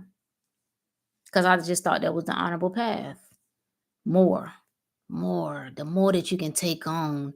God, I made that an idol. Now that I think about it, that was a false idol. The more that I can endure, the stronger I become. The more that I can endure, the stronger that I become. And finally, my spirit said, Rook, you've already proven that you can do it the hard way. We know you can do the challenge. We listen, you've more than proved that. What we're saying to you now is, what if you don't have to? This is where free will comes in. There's an offering of better. There's an offering of a yes. You can decide no. No. No, I'm gonna stick in. I'm gonna me and this egoic mind right here. We got a little thing going. I'm gonna stick to that. So, um, I guess that's it. I ain't got nothing else to say. I don't know. I ain't really the title might be a little clickbaity, but basically why I left is because I had to choose myself. My soul told me it was time to move, and I had to. And I had to put down everything else. I had to be willing to walk away. And it might seem like an easy thing to do, but if it was, more people would do it. There's a lot of people that need to leave. I ain't telling you what you need to do. I ain't advising you. There's a lot of people need to leave. It's a lot of suffering that's going on. I have 4 examples that come up in my head right now. The people that need to leave should have been gone. Should have been gone. When I saw that video of Judge Mathis and his wife separating his wife out for divorce after 39 years, I was like, damn, I know that woman is fed the fuck up. And all the little stupid men came out like, yeah, because she want to get out there in the street. And all y'all so stupid. You're so dumb. You're so out of tune. And what it really reflects is when you get out of tune with a woman, it means you're out of tune with your heart. That's what that represents. And that's why y'all so sick. Y'all want to run those stats on men's mental health and men's what is it? Suicide, all this other stuff. And what role do you play in that, brother? Hmm? What role do you play in that? And why is it keep coming back to this, but I got a lot. I got a lot of listen, I'm locked and loaded on a lot of things. Yeah, loud and wrong, completely out of tune. And completely out of tune. And you think that you can just use a woman.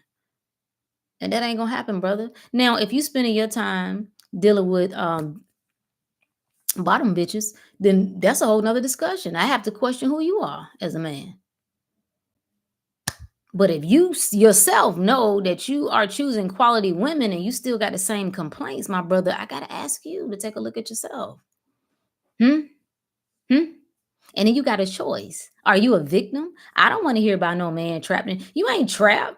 Bust a move. Do something, man. That's the definition of being a man, ain't it? Lead. Lead the way, sir. Yeah. But that takes something different, don't it? Mm-hmm. Yeah. This is what I thought. So I salute anybody who bust a move. Maybe it ain't even the right move. Yeah, trapped is hilarious. Like I'm getting tired, and I've been very vocal about some of our women. Just I can point to some husbands in my family. Like, bro, you should dip, bro. That heifer is crazy.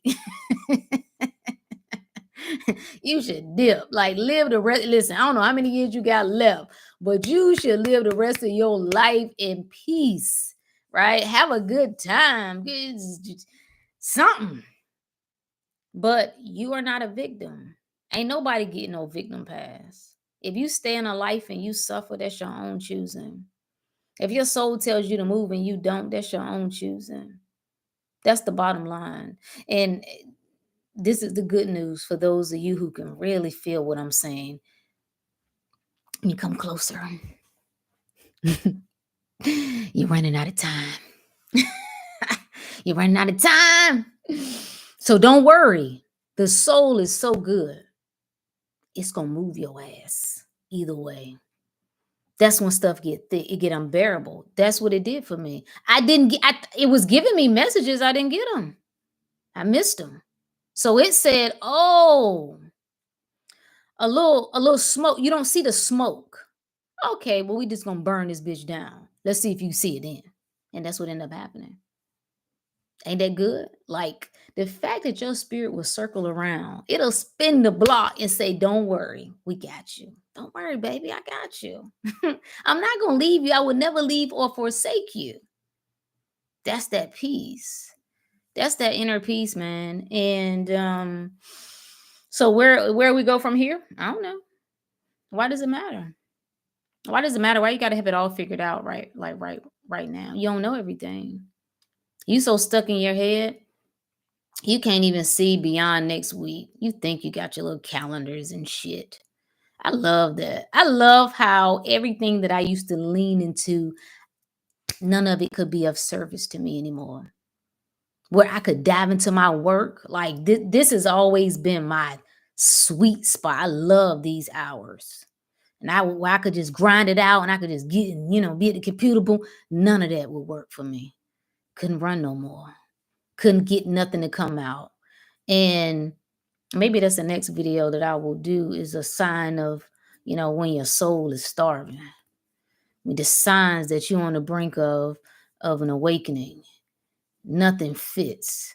Like you working and you doing things, you see very little traction. There's no reason that you should be seeing very little traction. Absolutely not if you're in flow. Think about what flow means. There's no reason that you should be.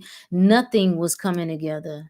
I was cleaning out, packing and moving, and last week, and I came across some journals that I had from 2015, I think.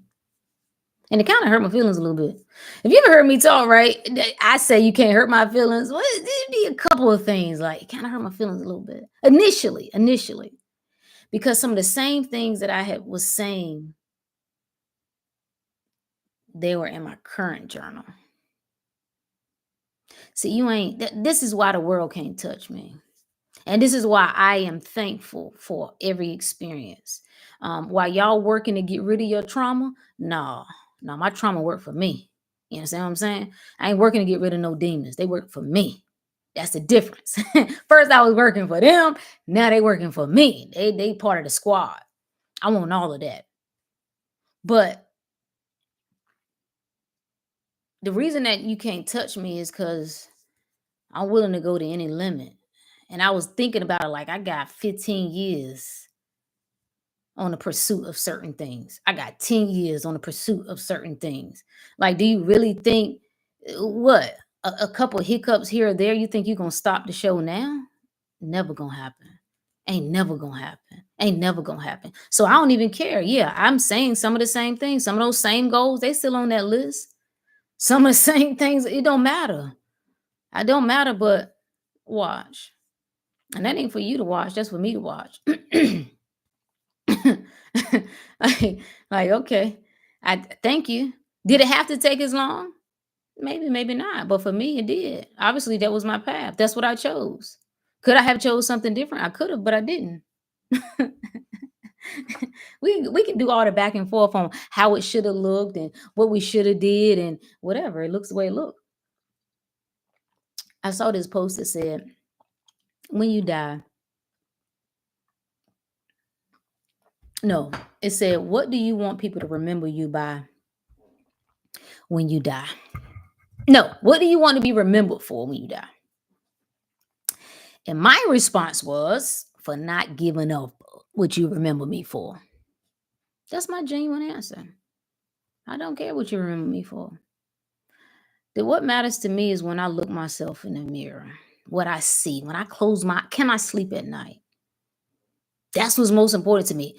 Anything else, that's just some extra stuff. I don't care what you remember me for.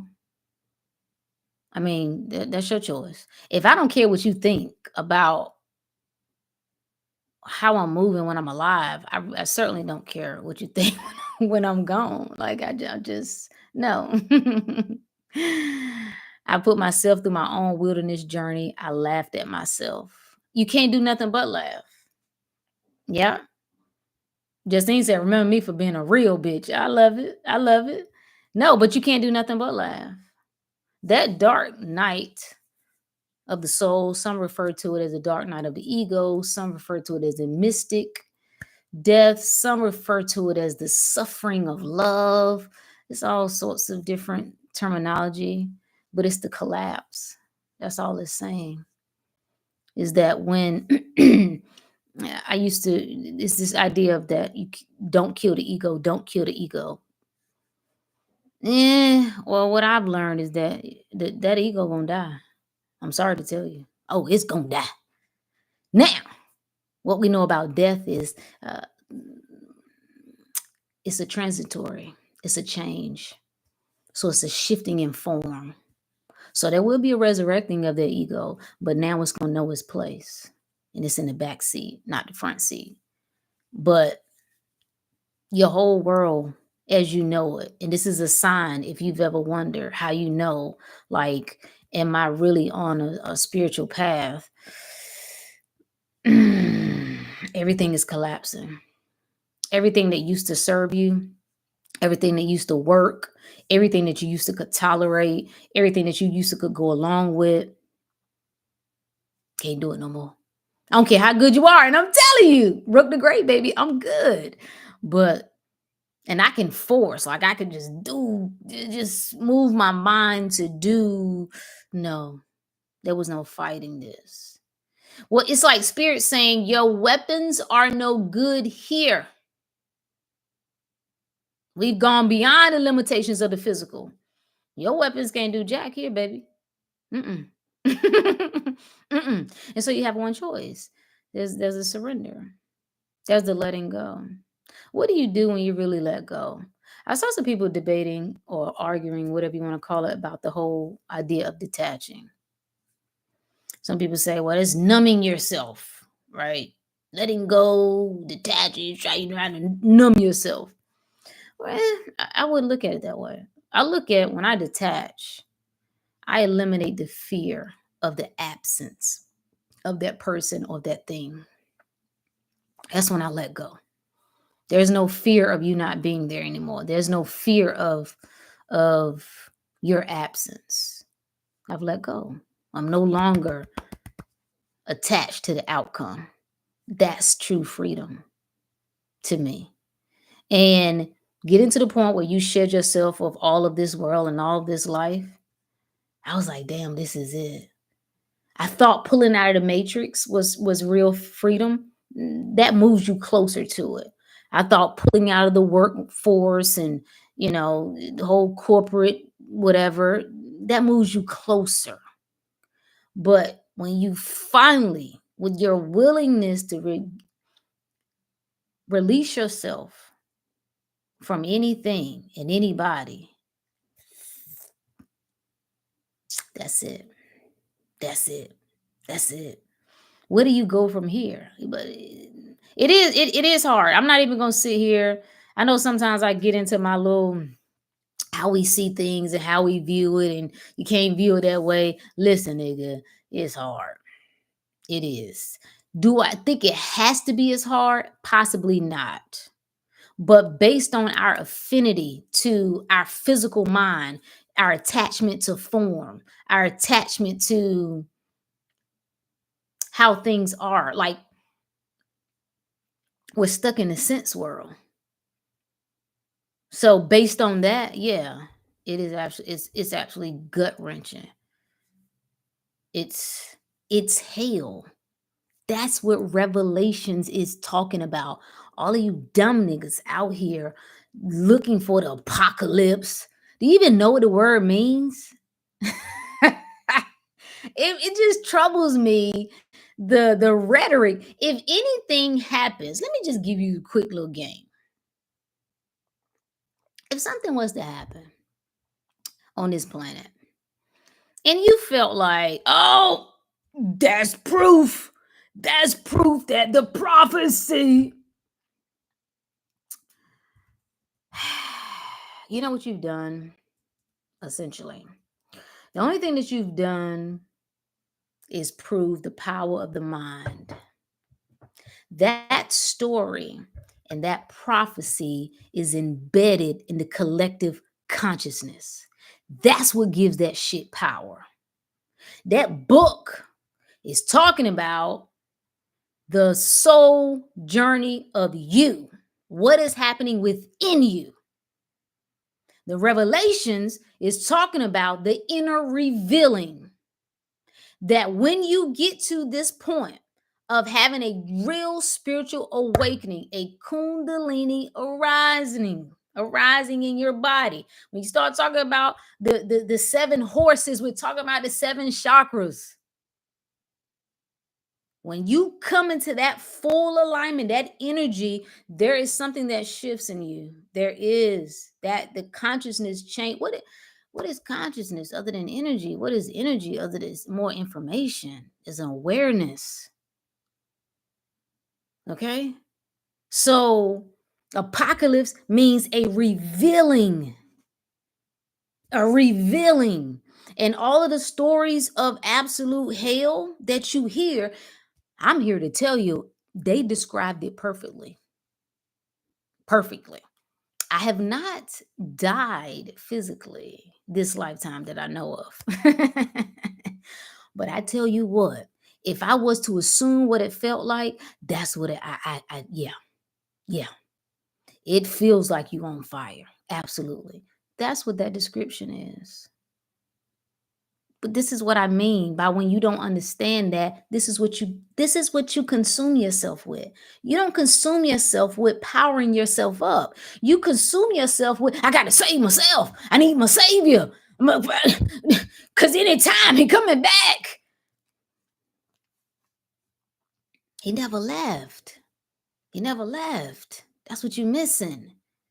And where you could be using this time to power you up and to elevate yourself, you're staying lower. You're staying in hell. That's where you're gonna stay. And that's where you're gonna die. And maybe you'll circle back in and try it again. Don't be a fool. Anybody that wants to understand spiritual texts, the Bible, any other spiritual text, seeking you will find. If you wanted to understand, you would, but you don't want to understand because you've convinced yourself you already know all the answers. That's why you argue about things. I see, this is what it is. I know this because I done read this book 50 times. Yeah, you still don't know it. The book is not even, it should help free you. It shouldn't help enslave you.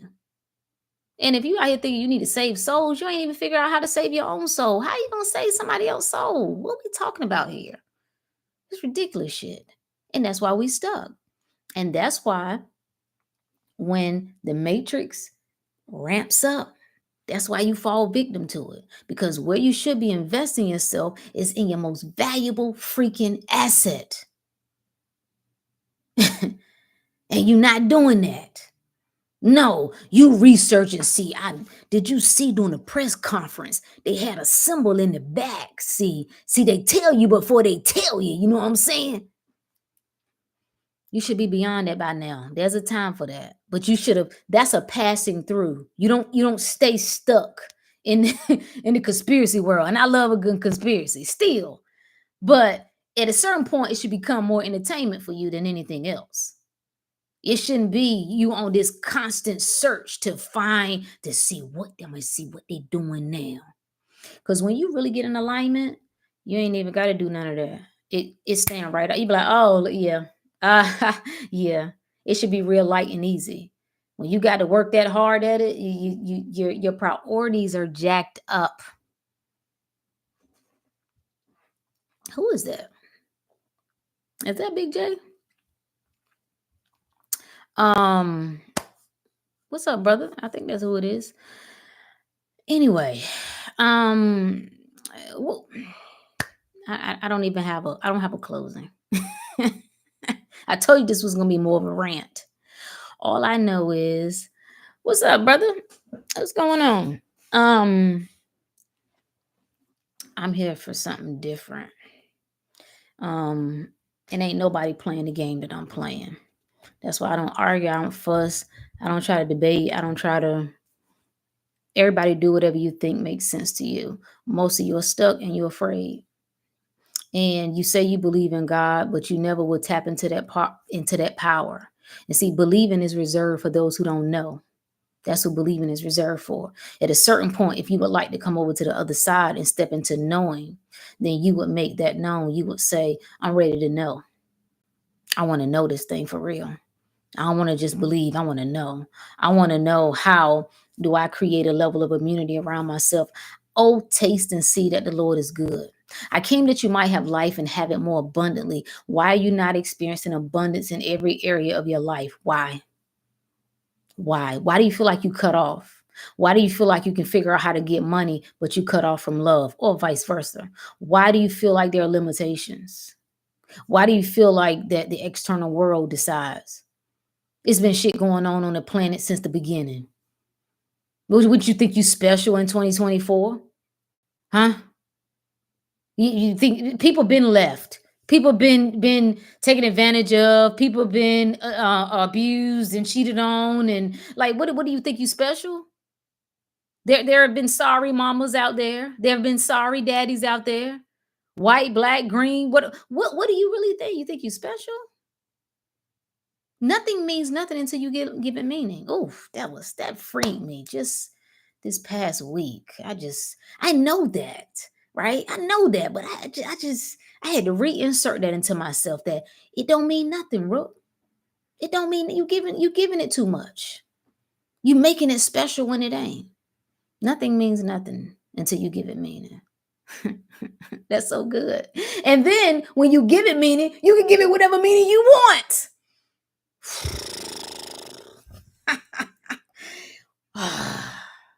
Listen, I'm gonna go because I can go.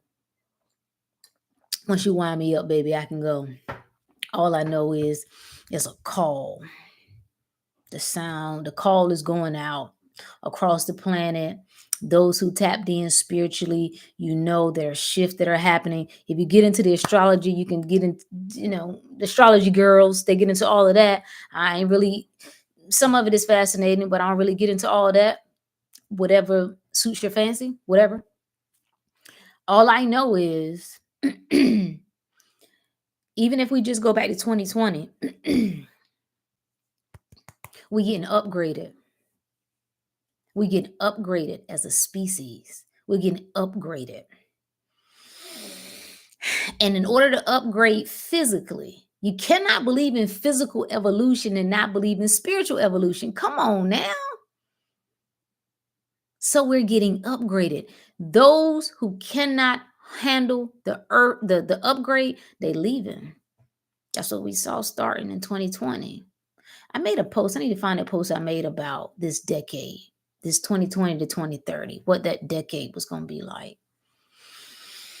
It's either you're going to shift and you're going to elevate, or you're going to suffer and you're going to die.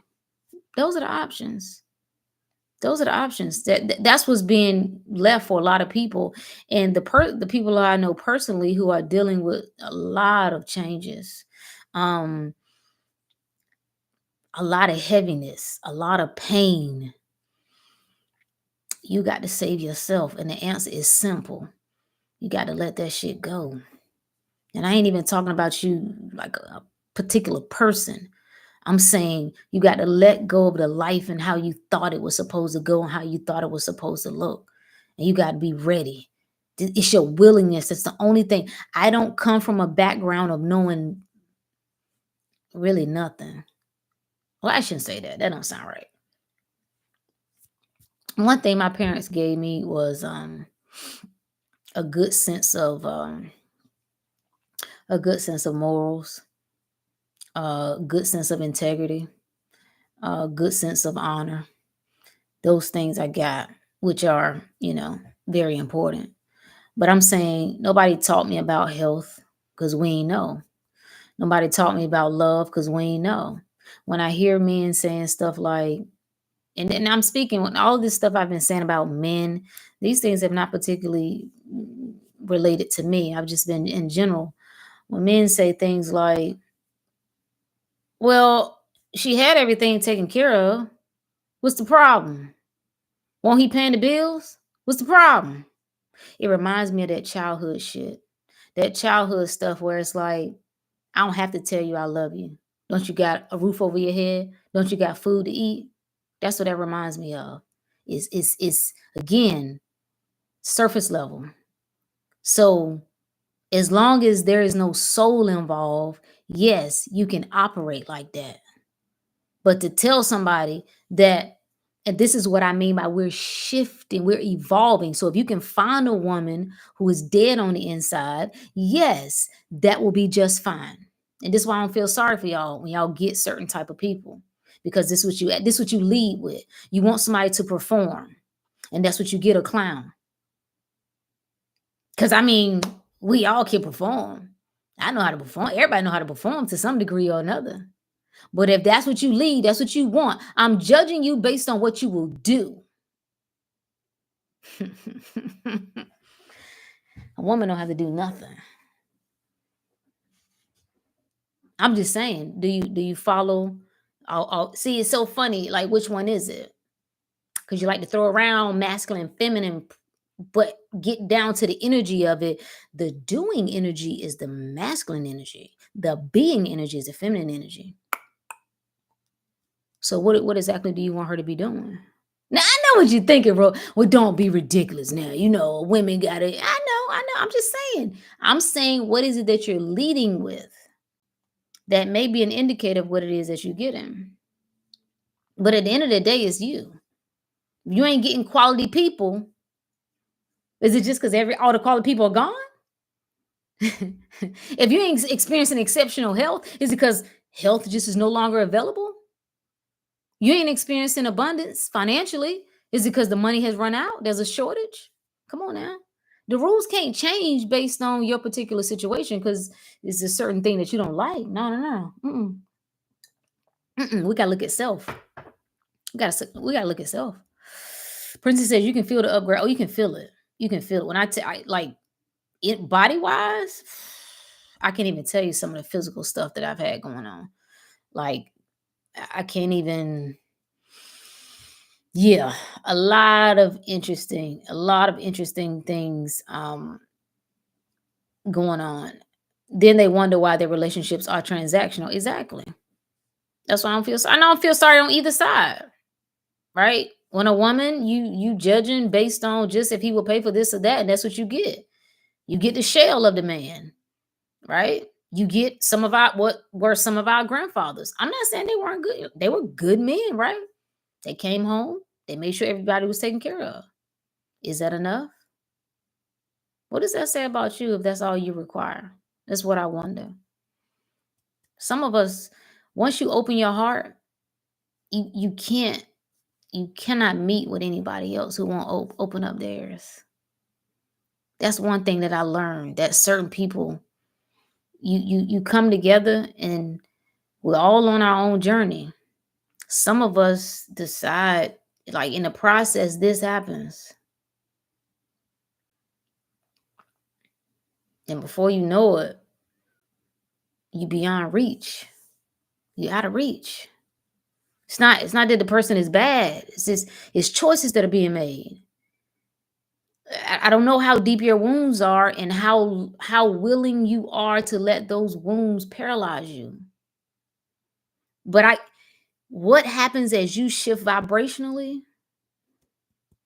Anything that's not in alignment with that is going to fall away. That thing is going to ultimately end up rising with you, because that is a possibility, very much so. Or this is going to happen. There's no other. This is the science. This is how it happens. This is how it goes. And there ain't no amount of you can pray all you want. And I'm here to say or suggest, why is that a bad thing? Why is that a bad thing to say, I'm in Earth School. I have one of my lessons have concluded. I'm going to honor you going out the same way I honored you coming in. I want nothing for you but the best. I wish you well on your journey. Let that be what it is. And that has been my perspective from the beginning. I want to honor you, and I'm going to honor you by first honoring myself. I got to do that first. I got to. I make you feel normal. Listen, ain't nothing normal about us. I uh I'm I understand I'm beyond the reach of most people. I don't argue. I spend a lot of time with myself, just because that's just what it is.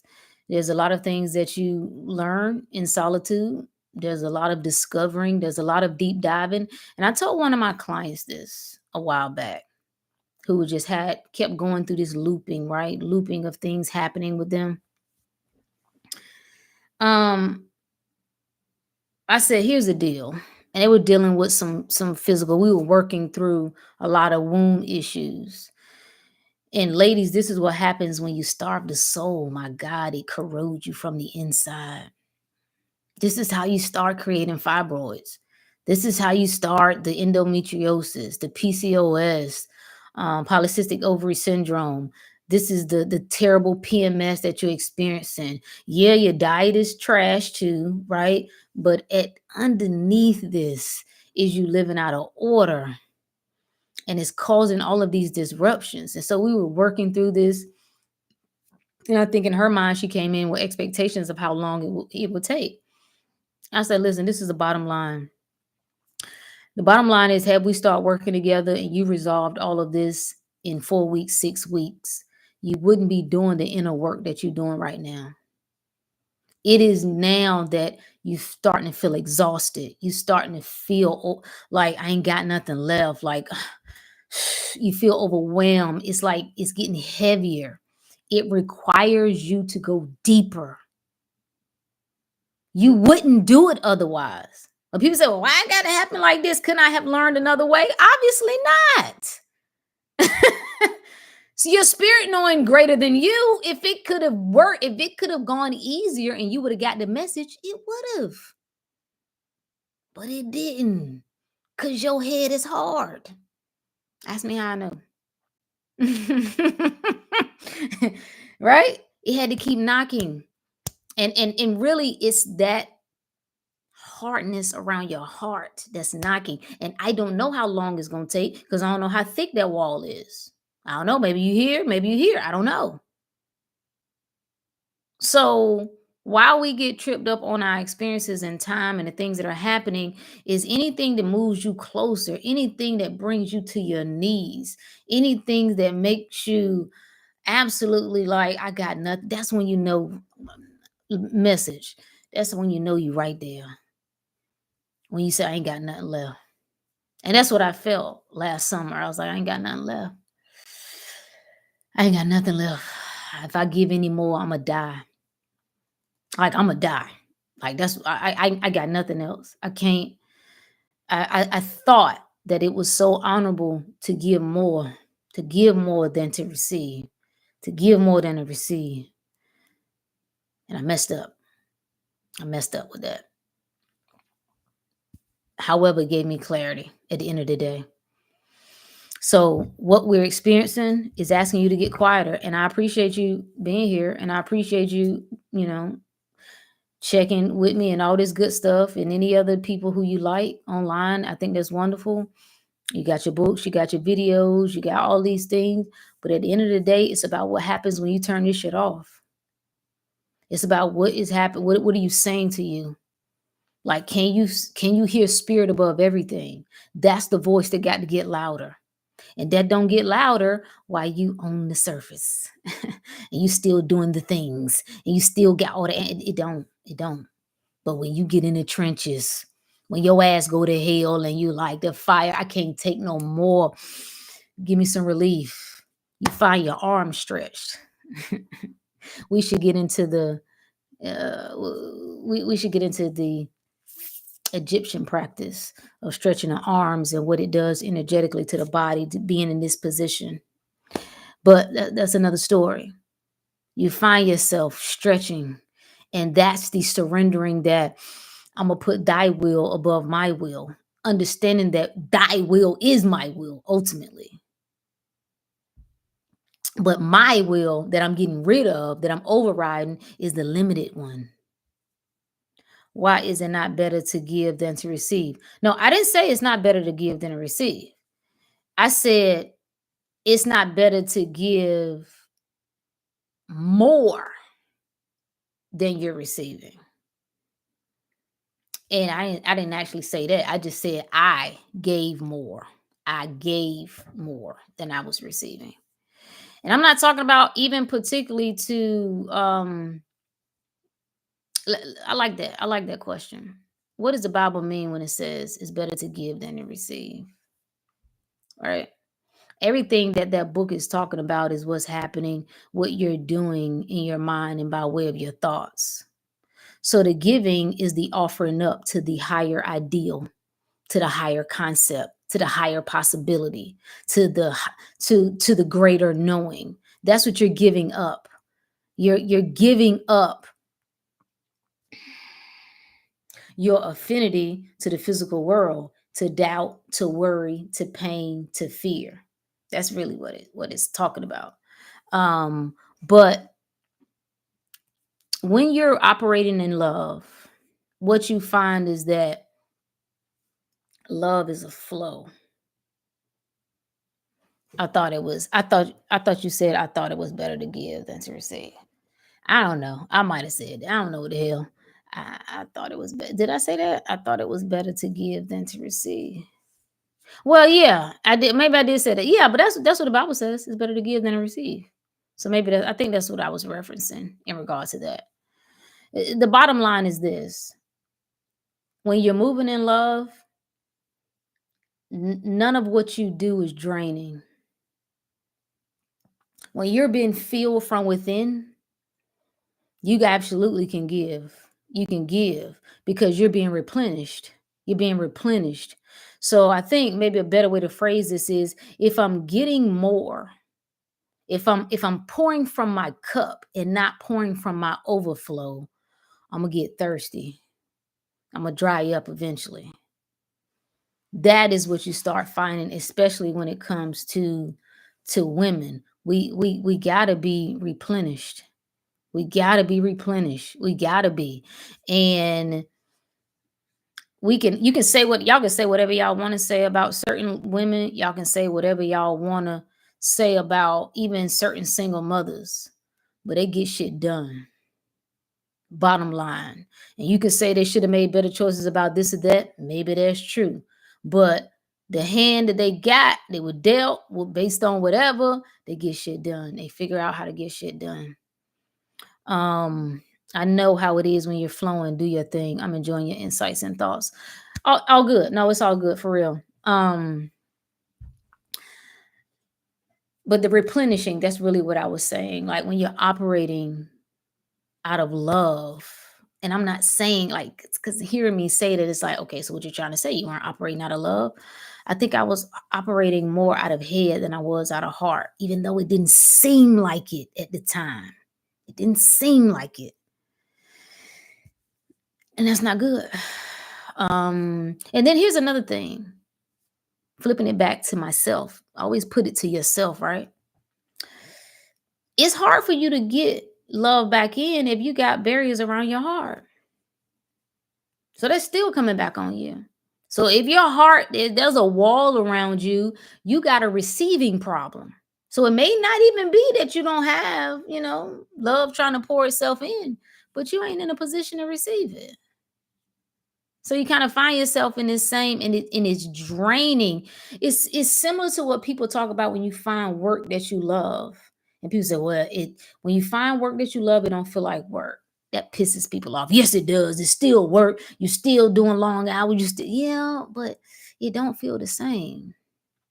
Love got a way of mm, it's the sustainer of life. You know it. You've experienced it. We've all experienced it. Like you leave this earth, you leave this realm. It is easy. It's easy to love. It's easy to serve. Message, fellas. Huh? What was that? Okay, yeah. hmm You shouldn't have to coerce the woman to serve. She should have a desire to serve just out of her love for you. You know what I'm saying? The same thing for you. You should have a desire to provide out of your love. We ain't in our hearts. That's why the relationships jacked up. Everybody trying to talk about who ain't paying for this and who ain't cooking and who ain't like, come on, bruh. And then I understand. Those are just not. That's not. I'm not doing the surface conversation. So there's a time for that. You can have that. I'm saying the root of that thing though. That's where your problem lies. We be watering from our reserve, and then that starts to run dry. Listen, it's easy to serve, especially when you're being replenished. Easy, easy, easy. When I think about my aunts, all of them have some attributes that I like, that I would pull from. And one of my aunts, one thing that I always admired about her was she was the homemaker. She still worked, but I used to think this was a good thing, but now I know better. When I would go and stay, we would all go, all the cousins would go and stay for the summer. I never saw her sit down. From the moment she got home, she picked us up from camp. She got off work. She was on her feet. She was in the kitchen. She was cooking. Then she wouldn't let us, and see, in my house, the kids had to wash the dishes. She didn't let the kids wash the dishes, right? So she'd cook, she'd wash the dishes, she'd clean up, and then she moved from that to laundry. Because if you got a bunch of kids in the house, like she pretty much was doing laundry every night, just washing towels, bath cloths, whatever. And I never saw her sit down. I rarely saw her sit down. And I just thought, like, wow, right? Like, it was different. No offense to my mother, but it was just different, right? I really hadn't seen that she was a caretaker. And I just like that. Like, okay, I want to be able to take care of people that I love and the people that I care about. Now, as a wise woman, as a pain specialist, I know what was going on underneath the hood. Yeah. Now I understand right now, at this point in time of her life, why she's got a lot of health complications. Was it the right thing to do? You would see her, anybody, and you would say she was absolutely a good woman. But what did being that good woman do for her? Or does it not matter? Is it just selfless all the way? Like, listen, you can just dog yourself to the ground. Does it not matter? We don't see the heart of people. We see what we can get and what we want to receive, but we don't see the essence of a person. And that's what I think about. One thing that I really, a conversation I wish I would have had with my grandmother before she passed. Like, grandma, like, are you good? Have you been good? How was it? I never met my grandfather because I think did he die in the war? Don't give me the line. Listen, don't. I know that should be something I know, but look, another discussion. I wanted to know, like, to raise, what was that, 5, 6 kids? Like, did you ever get lonely? Did you ever, like, I've seen you still kick, and you've always been the backbone, and everybody dump everything on you, and it now being the woman that I am, I know that you can do it, but I know what happens when you do it. I just wonder, did anybody ever ask you, were you all right? Did you ever do anything that made you feel good? I just wonder. And I'm not saying that serving her family and taking care of her family didn't make her feel good. So when you say things like, hey, women, just do like your grandmother did. Well, my grandmother had to die on the inside to do what she did. I'm not even saying she did it intentionally, because remembering, we're still talking about a spiritual evolution that is happening each generation consciously. So she may not have been aware of that at all. So you're asking me to shut myself off. That's what you're asking me to do. I ain't willing to do that. That's the bottom damn line. I ain't willing to do that. Nope, not no damn more. Nope, not gonna do that. Not gonna do that. I've seen, so like I said, when I think about some of my aunts, the one who was full of life, always a life of the party, always laughing, always joyful, like, and to just see the decline to barely being able to move. We're talking young folks. To me, being in your 60s is still young. Like, the one who I idolized, like, I want to live like her. She was the hot girl. Like, she was always fly, to watching the decline. I've watched the life come out of people. And this is where I'm gonna close this out. This is what drives me. I've watched the life come out of people that I care about. And I know time is moving on. I got it. If you believe in that kind of thing. I've watched people who I know, and I'll even go to my peers who I got friends, like, we used to have conversations, and it was so much passion, it was so much fire, and I've just watched the life come out of people. And I ain't saying they ain't justified in how they ultimately got to that point, but what I'm saying is, can't do that. I ain't gonna do it. I ain't gonna do it. I will restart as many times as necessary. I will burn shit down as many times as necessary. I will never go out like that. And this is no jab on anybody else. I can only speak for me. I will never go out like that. And sometimes it take me a little bit to get it. But when I finally turn that thing on, oh, Root the Great gonna move. I will bust a move. And I was talking to a friend of mine that I hadn't spoken to in a while, and we were kind of touch, just catching up. And she laughed. She said, "Nigga, this is what you do." I was like, "What you mean?" She was like, "This is what you do. Like, do you understand your life?" I'm like, "Nigga, of course I understand my life." No, do you understand everything that you've done and everything that you've been able to do? And it's funny how you hear people describe how they see you. I'm like, because it doesn't seem like you've done, like, I'm just living, right? I'm not doing anything that great. She's like, no, this is what you do. Makes all of it makes perfect sense to me. I can't not.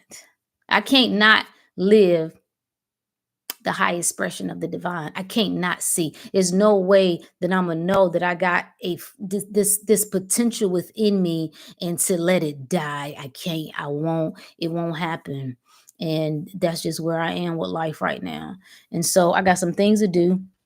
And there's some things that I don't particularly want to do. What I have found is that those of us who's supposed to be doing this work, most of us don't want to do it.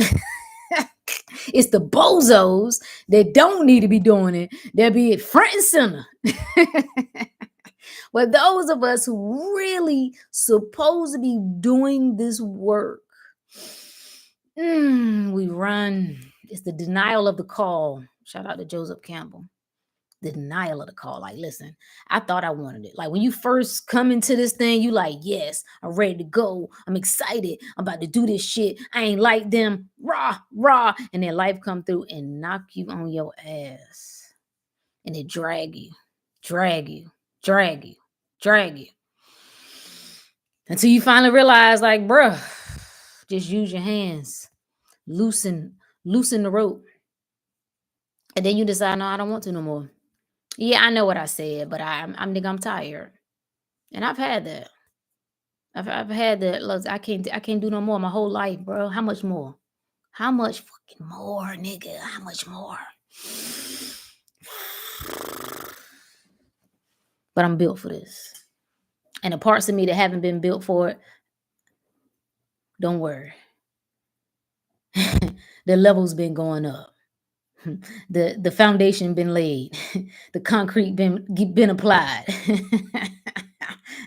All the wiring, we just leveled up. Whatever I want built for, we just started adding on.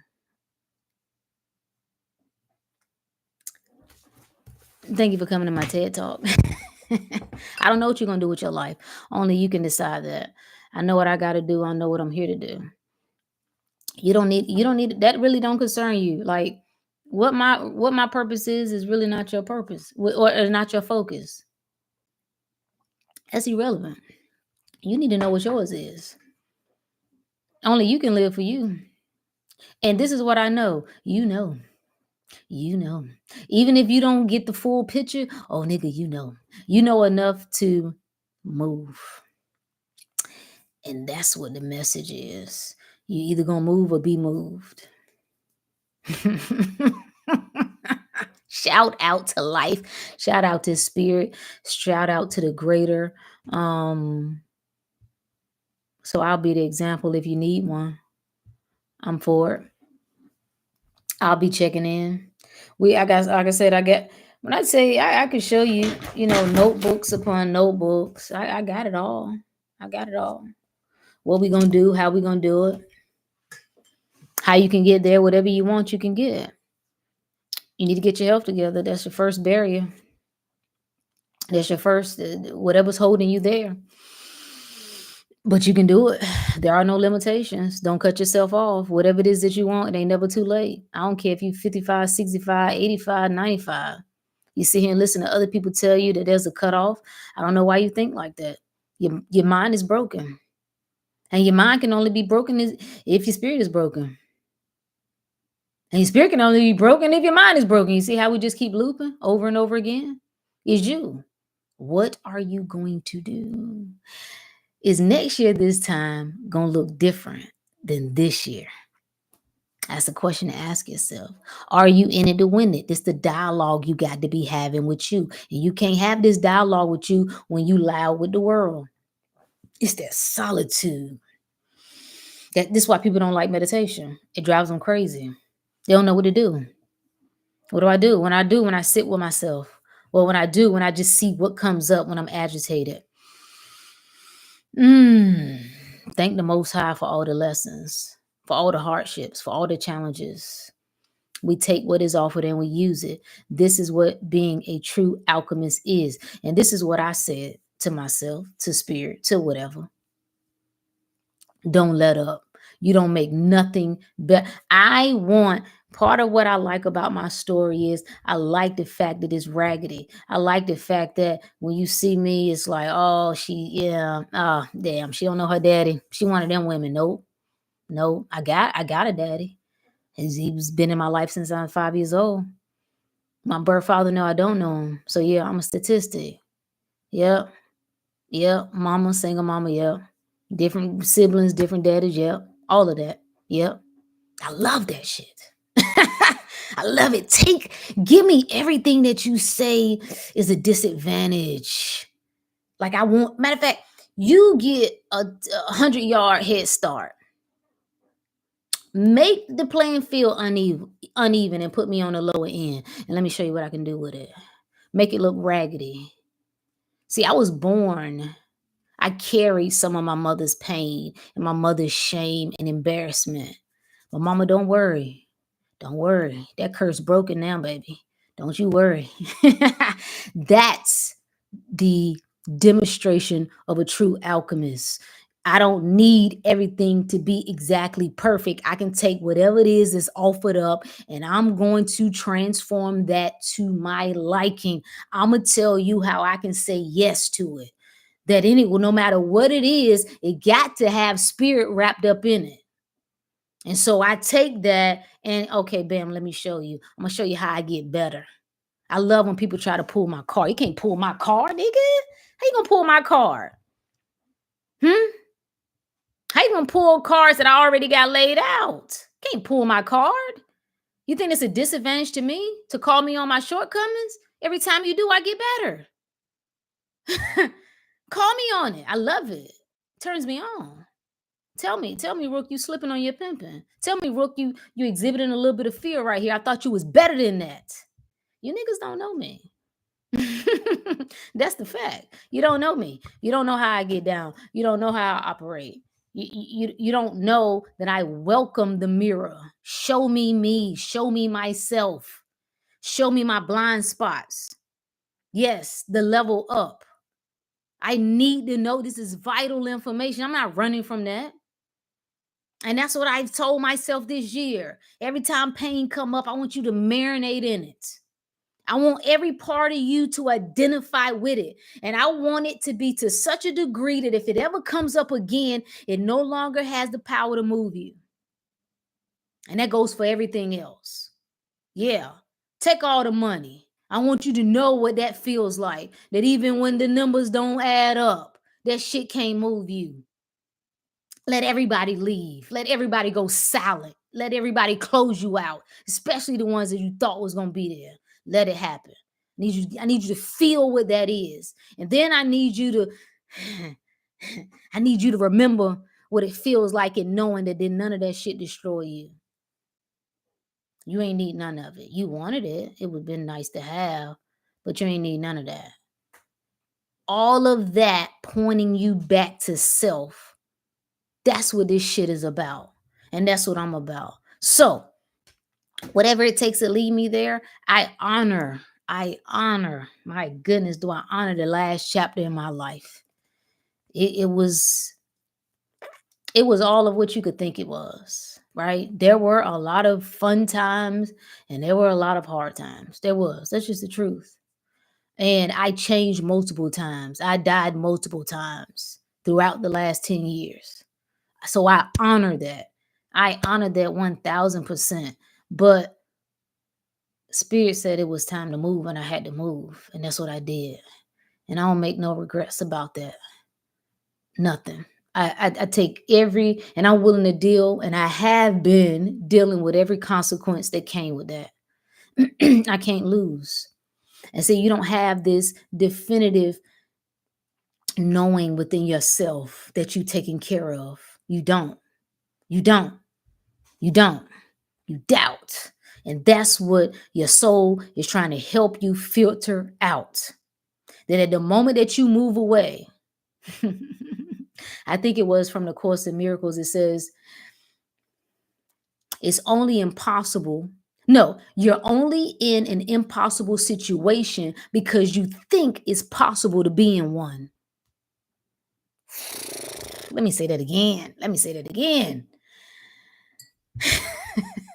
You're only in an impossible situation because you believe that it's possible to be in one. That's you at work once again. Your thoughts, your belief, your expectation. It was what was needed for the time that it was needed. Yes. So when I approach life, that everything that comes up before me is to my benefit, everything working on my behalf, everything making me better, everything making me stronger, everything moving me closer to my heart, everything helping me to see better than I ever had, everything is allowing divine voice to speak louder than everything else. What is there to trip about? Huh? Nothing. Ain't nothing to trip about. Ain't nothing to trip about. Everything working in my favor. All things work together for good. Romans 8:28. All things work together for good. To him that love the Lord and are called according to his purpose. When I'm tapped in, everything working in my favor. Everything benefits me. I don't need to understand it. Battery went dead. I ain't understand that. It shouldn't make no sense. My lights go off automatically. How could me leaving the light on run the battery dead? But then I ran into some magical people as a result of that. Everything worked in my favor. Everything worked in my favor. Sickness worked in my favor. Isolation worked in my favor. Pain worked in my favor. What happens when we approach life that way? It's a game changer. It's a game changer. You lost a job, it's working in your favor. You lost the person, you lost the child, it's working in your favor. And I know that's a tough one, ain't it? I know, I've experienced it. Everything working in my favor. Everything working in my favor. So the change of mind is what we're after. Finding your way home. Thank God for the reminders. Thank the Most High for the reminders. Once love cracks you open, that's what we getting back to. Divine love come in. That removes the fear. You don't have to tackle the fear. All you got to do is bring the love in. You bring the love in, the fear dissipates. That's just how it goes. And so I can't live a soulless life anymore. To the young lady who posted about being in an unromantic situation, a woman can only do that when her heart is closed. And being romantic ain't about buying shit. It's about resonance. It's a heart kind of thing. It's an experience that you have. I can live a romantic life by myself, right? It's me having this dance with all of reality every time I step outside the house. The beauty is this exchange between me and the trees and me and the flowers and the people that I encounter. That every experience is a romantic experience. And to say that I should settle for less than that because you somewhere stuck in your lower self, absolutely not. Get the hell on, brother, sister, whoever you are, because it goes both ways. It's a heart exchange. That's what, when you find that person, that's what happens.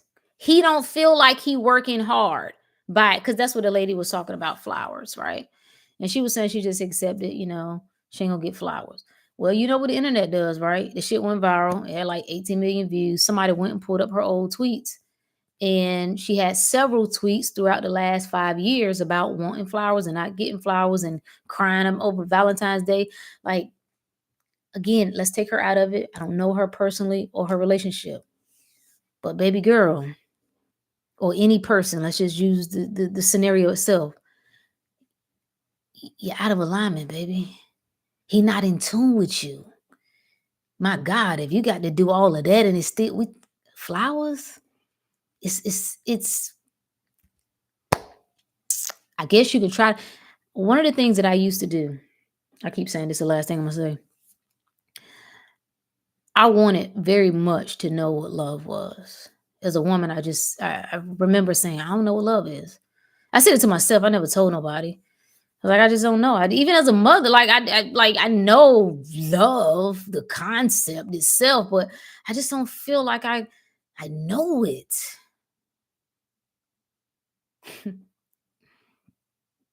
You got to experience certain things. Certain things can't be described to you. You have to experience. Your heart has to open, and as your heart opens, things come to you, and that's what the inner revealing is. Things are revealed to you. You can teach certain concepts. You can teach certain principles, right? Physical principles you can teach. Spiritual truths have to be revealed to you. It's an inner revealing, and it's revealed by way of experience. And where was I going with that? Damn it. I don't know where I was going with that. It'll come back to me. The point that I'm making is when you set that intention that that's what you desire, life will unfold for you. That's everything that I've set my heart to, right? Truly, purely, intentionally, it is unfolded for me. I like being the raggedy example because I didn't have it. I didn't get whatever they say you're supposed to have, right? There's certain you got to have this bloodline or you got to have the parents that do this, and I ain't had none of that.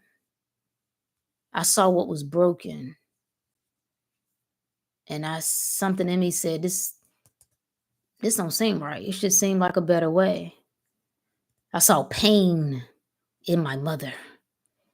I saw that. I felt it. We've had this unique relationship. Haven't really talked to her about it. Really, it's just something that I know.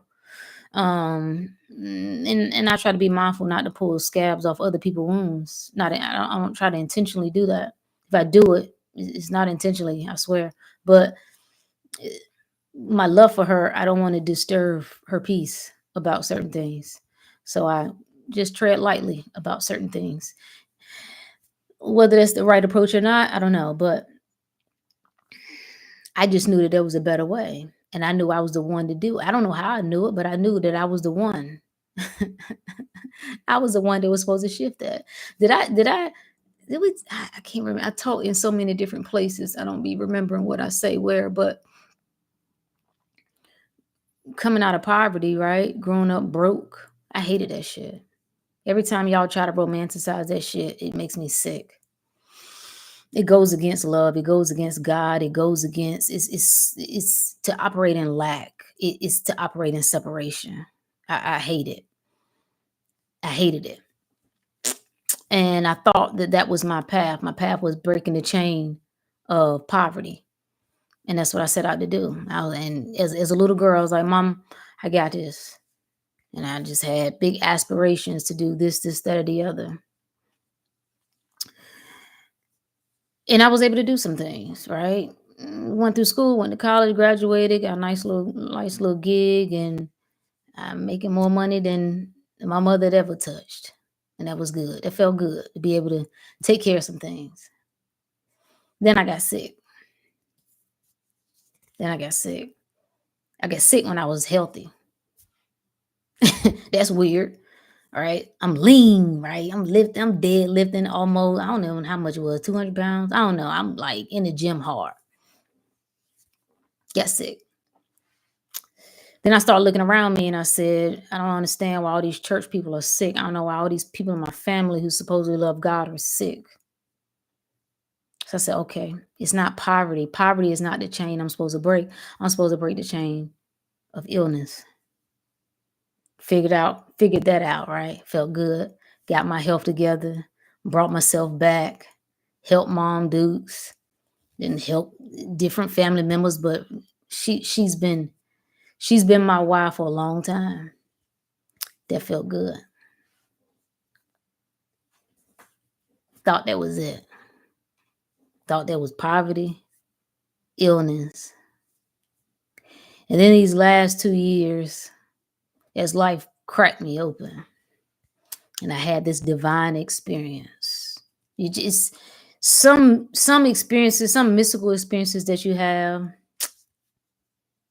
man, and everybody's is different. Some people have it just with themselves. Some people have it because certain things happen in their life or with other people. It's all different.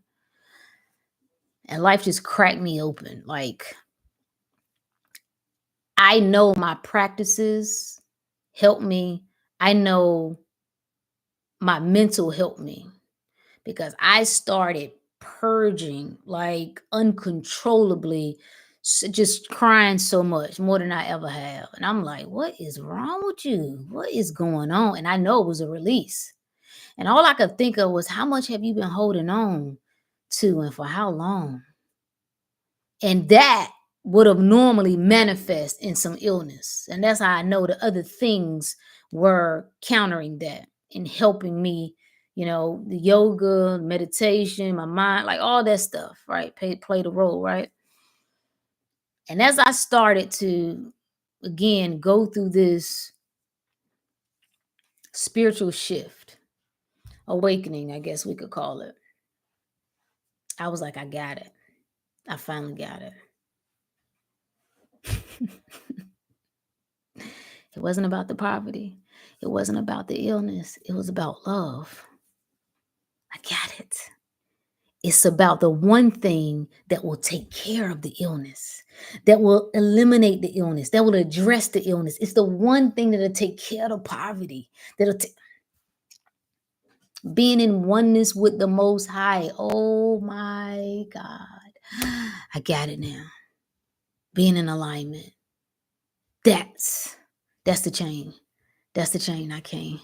I don't even know if it's a chain I came to break or the chain I came to establish. I don't know. But all of it has been leading me there. All of it was leading me back to this. And I was blown away. Like, damn. I needed all of this. All of this had, and your soul always knows it's gonna give you what you need. So going back, rewinding where I started this conversation last January, I knew something was wrong with me. I couldn't explain it. I had no drive. I mean, I'm driven naturally, right? I'm naturally inspired. Like, I get up in the morning, I don't need nothing. I don't need water. That's it. I don't need a boost. I don't need no energy. I'm fired up and ready to go. But something was wrong with me. And when I made that declaration, I said, listen, yo, I need you to make the path clear because something is wrong with me and I don't know what it is. And it seems like I'm getting worse. It's weighing on me heavy. And I can't pinpoint any particular thing.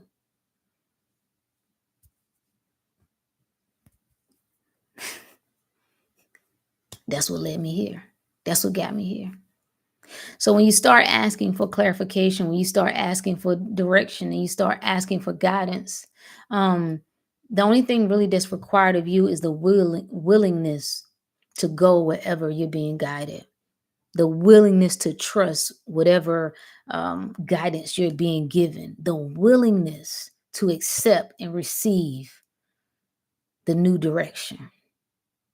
That doesn't mean particularly that you will leave a particular situation. This can have many different implications. It doesn't mean you're supposed to leave your personal relationship or whatever you got going on. You know that. Listen, we all know.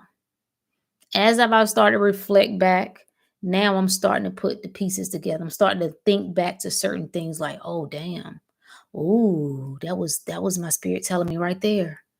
Oh, snap. There was damn, I missed it. The signs were there. I missed it. I missed it. So that's where we are. That's where we are, good people. Probably be some pissed off people in my family members. I haven't shared this. It's been almost a year. I haven't shared this with anybody because I don't have to. I do what I want. Need to know that, and I'm gonna do it. I'm gonna do it how I want to do it. You understand what I'm saying? This is my life, and this thing gonna roll high. I figured out too much at this point, right? So I'm gonna do what I want to do, and I don't owe nobody no explanation for what I do. I moved. I didn't consult with nobody. I ain't talking to no friends. I ain't talk. Listen, Spirit gave me the directions were so clear. I mean, it was boom, boom, boom. By this date, by this, you're gonna do this. It was the clearest I think I ever got direction, and I was like that. And it happened so rapidly. Um, and that's how I knew that. Yeah, yeah. This is divinely guided. So I gotta bust a move. I gotta honor that. What are you honoring? I guess that's the question I'll leave you with. What is it gonna be? Is it gonna be hard? Is it gonna be head? Is it gonna be fear? Is it gonna be love? That's the dance. That's the dance of life, right? I ain't going out like that. I swear what I came here to get, I'm going to get, baby. And I am willing to do whatever it takes. I can't wait. I got another update coming. But I'm gonna update you on that once I do it. And when I tell you how I did it, it's gonna be so psychotic, and that's what I have to prove. That's the test. When the good book says, "Test me and see," see they say you don't supposed to test God, but test me and see. Test me and see. Put it to the test. What happens, right? When you guide your thoughts, when you follow divine guidance. Test it and see what happens. I'm coming for everything that's for me. You heard it. You heard it. That's it. And we'll see where it goes. And I don't care enough, no offense to y'all, but I don't care enough about y'all for even if it all went to hell. The same energy that I'm coming with now is the same energy that I'm gonna come with. But I know enough to know that ain't how it's going down. That ain't how it's going down. I feel the lightness on myself. My yoke is easy. My burden is light. I feel it. I feel the lightness. Every bit that I shed, I feel lighter and lighter, lighter and lighter, lighter and lighter. And I know I'm right where I'm supposed to be, lighter and lighter. I had some personal things and people that I was trying to help. Even that, I had to cut that shit. Leave them people where they are. That's what my spirit said. Leave them where they are. Stop trying to help people who ain't asked for your help. That was the lesson. Received. Received. Won't do it again. I'm gonna leave them where they are. God knows I know I can help them. I would like to help them. They're not interested in my help, and they have every right not to be interested in my help. Stop trying to help people that ain't asked for your help. That's you being out of order. Because you trying to act as a savior without even knowing it. That's what you're trying to do. You seeing the wrongness in where they are. That's why you're trying to save them, because you think they need help. You don't see they right where they supposed to be. Message. So Had to clear some of that out. Every bit of this year, every month, has just been more clearing and clearing and clearing. And here I stand. I stand on this shit. I'll ride for it all day, all night. I know what I know. There's certain things you ain't gonna hear me talk about because I might know a little this or that about it. This, yeah, we'll ride. We'll ride. We'll ride for this one right here. I didn't seen. I didn't seen what can happen when you get in order, and that is my message to you. This is seriously the last thing I'm gonna say.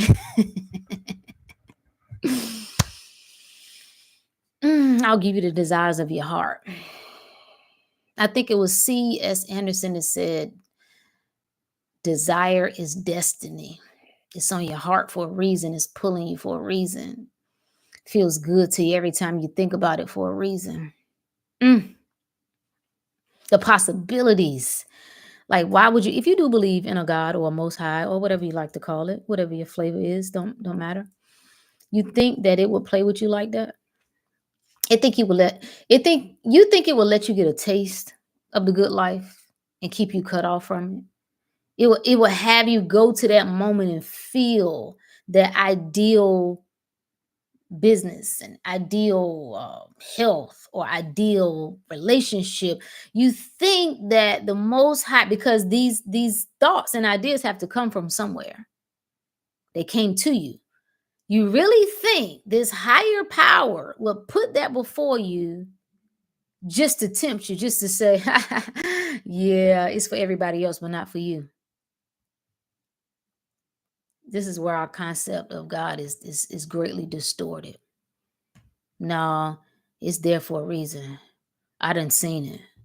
I done seen it. And I know I didn't come up with it. Like, there's some things that have come to me that I'm like, I ain't even asked for all that.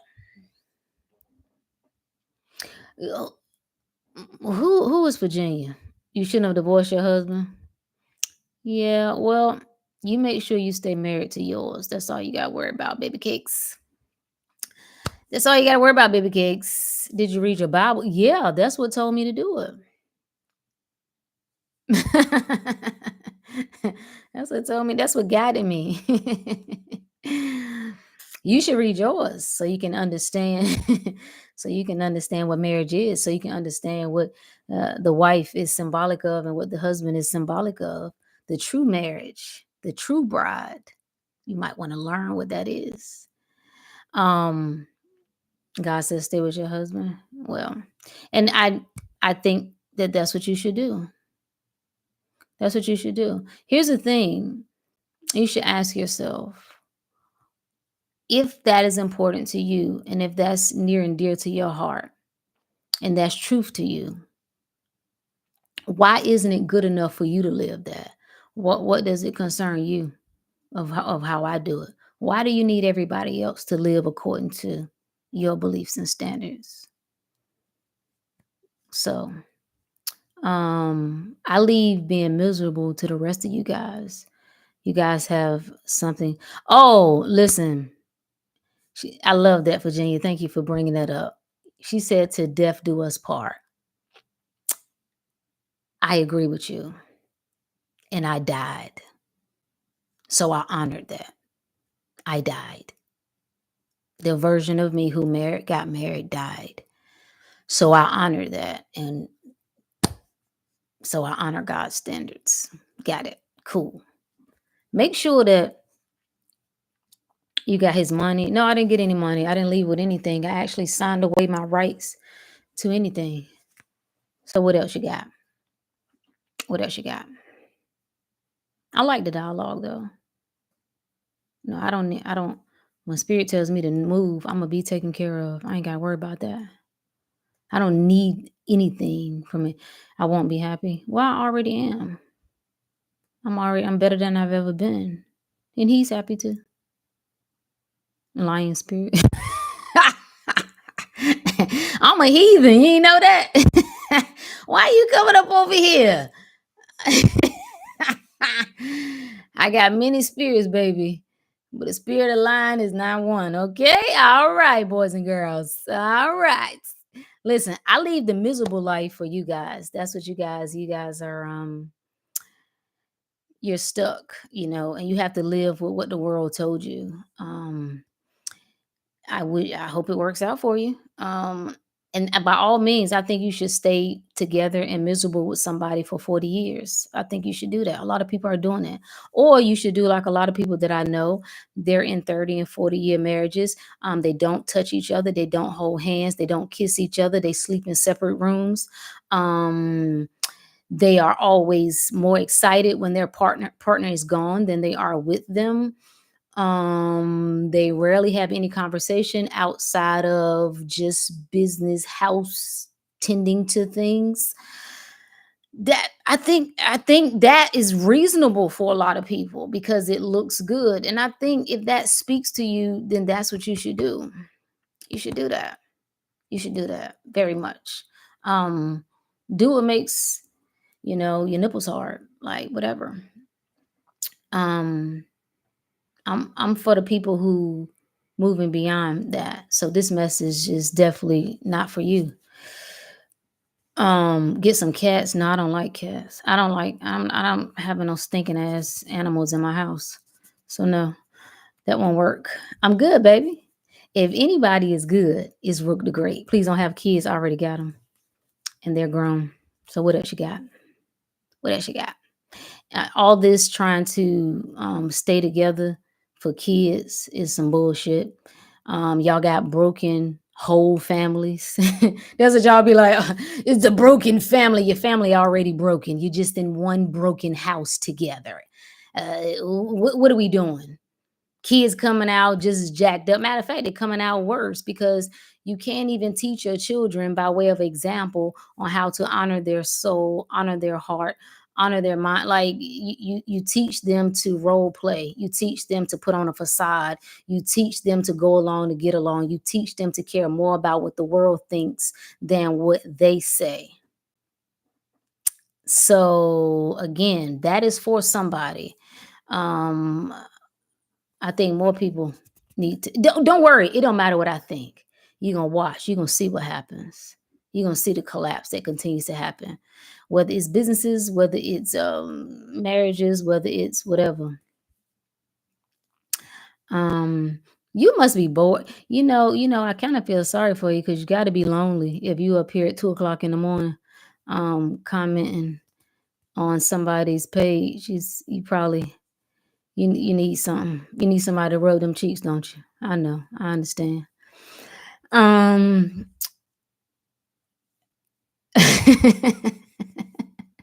and this is the real epidemic right here. The lonely, the lonely, the lonely out here, boy. They can't figure out their own life. I know that Virginia, you missed it, and I'm gonna let you go.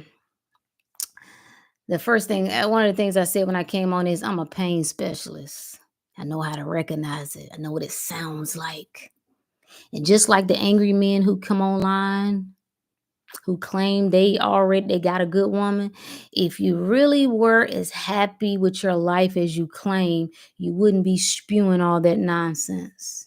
You'd have some love to give out. You have some, nah, I don't know about y'all, but my situation ain't like that. Nah, not all women are like, not all men are like, but that pain got you trapped. And that's all you can keep. It's like, oh, what you doing? What you doing over there? What you doing over there? What you doing over there? Look at your own self. Get the speck out of your own eye. Have a good night. I'm out. I'm Rook the Great, baby. And if you're wondering who the hell told me that I'm great, I'm wondering who the hell told you that you were not. And when you going to do something about that? Peace.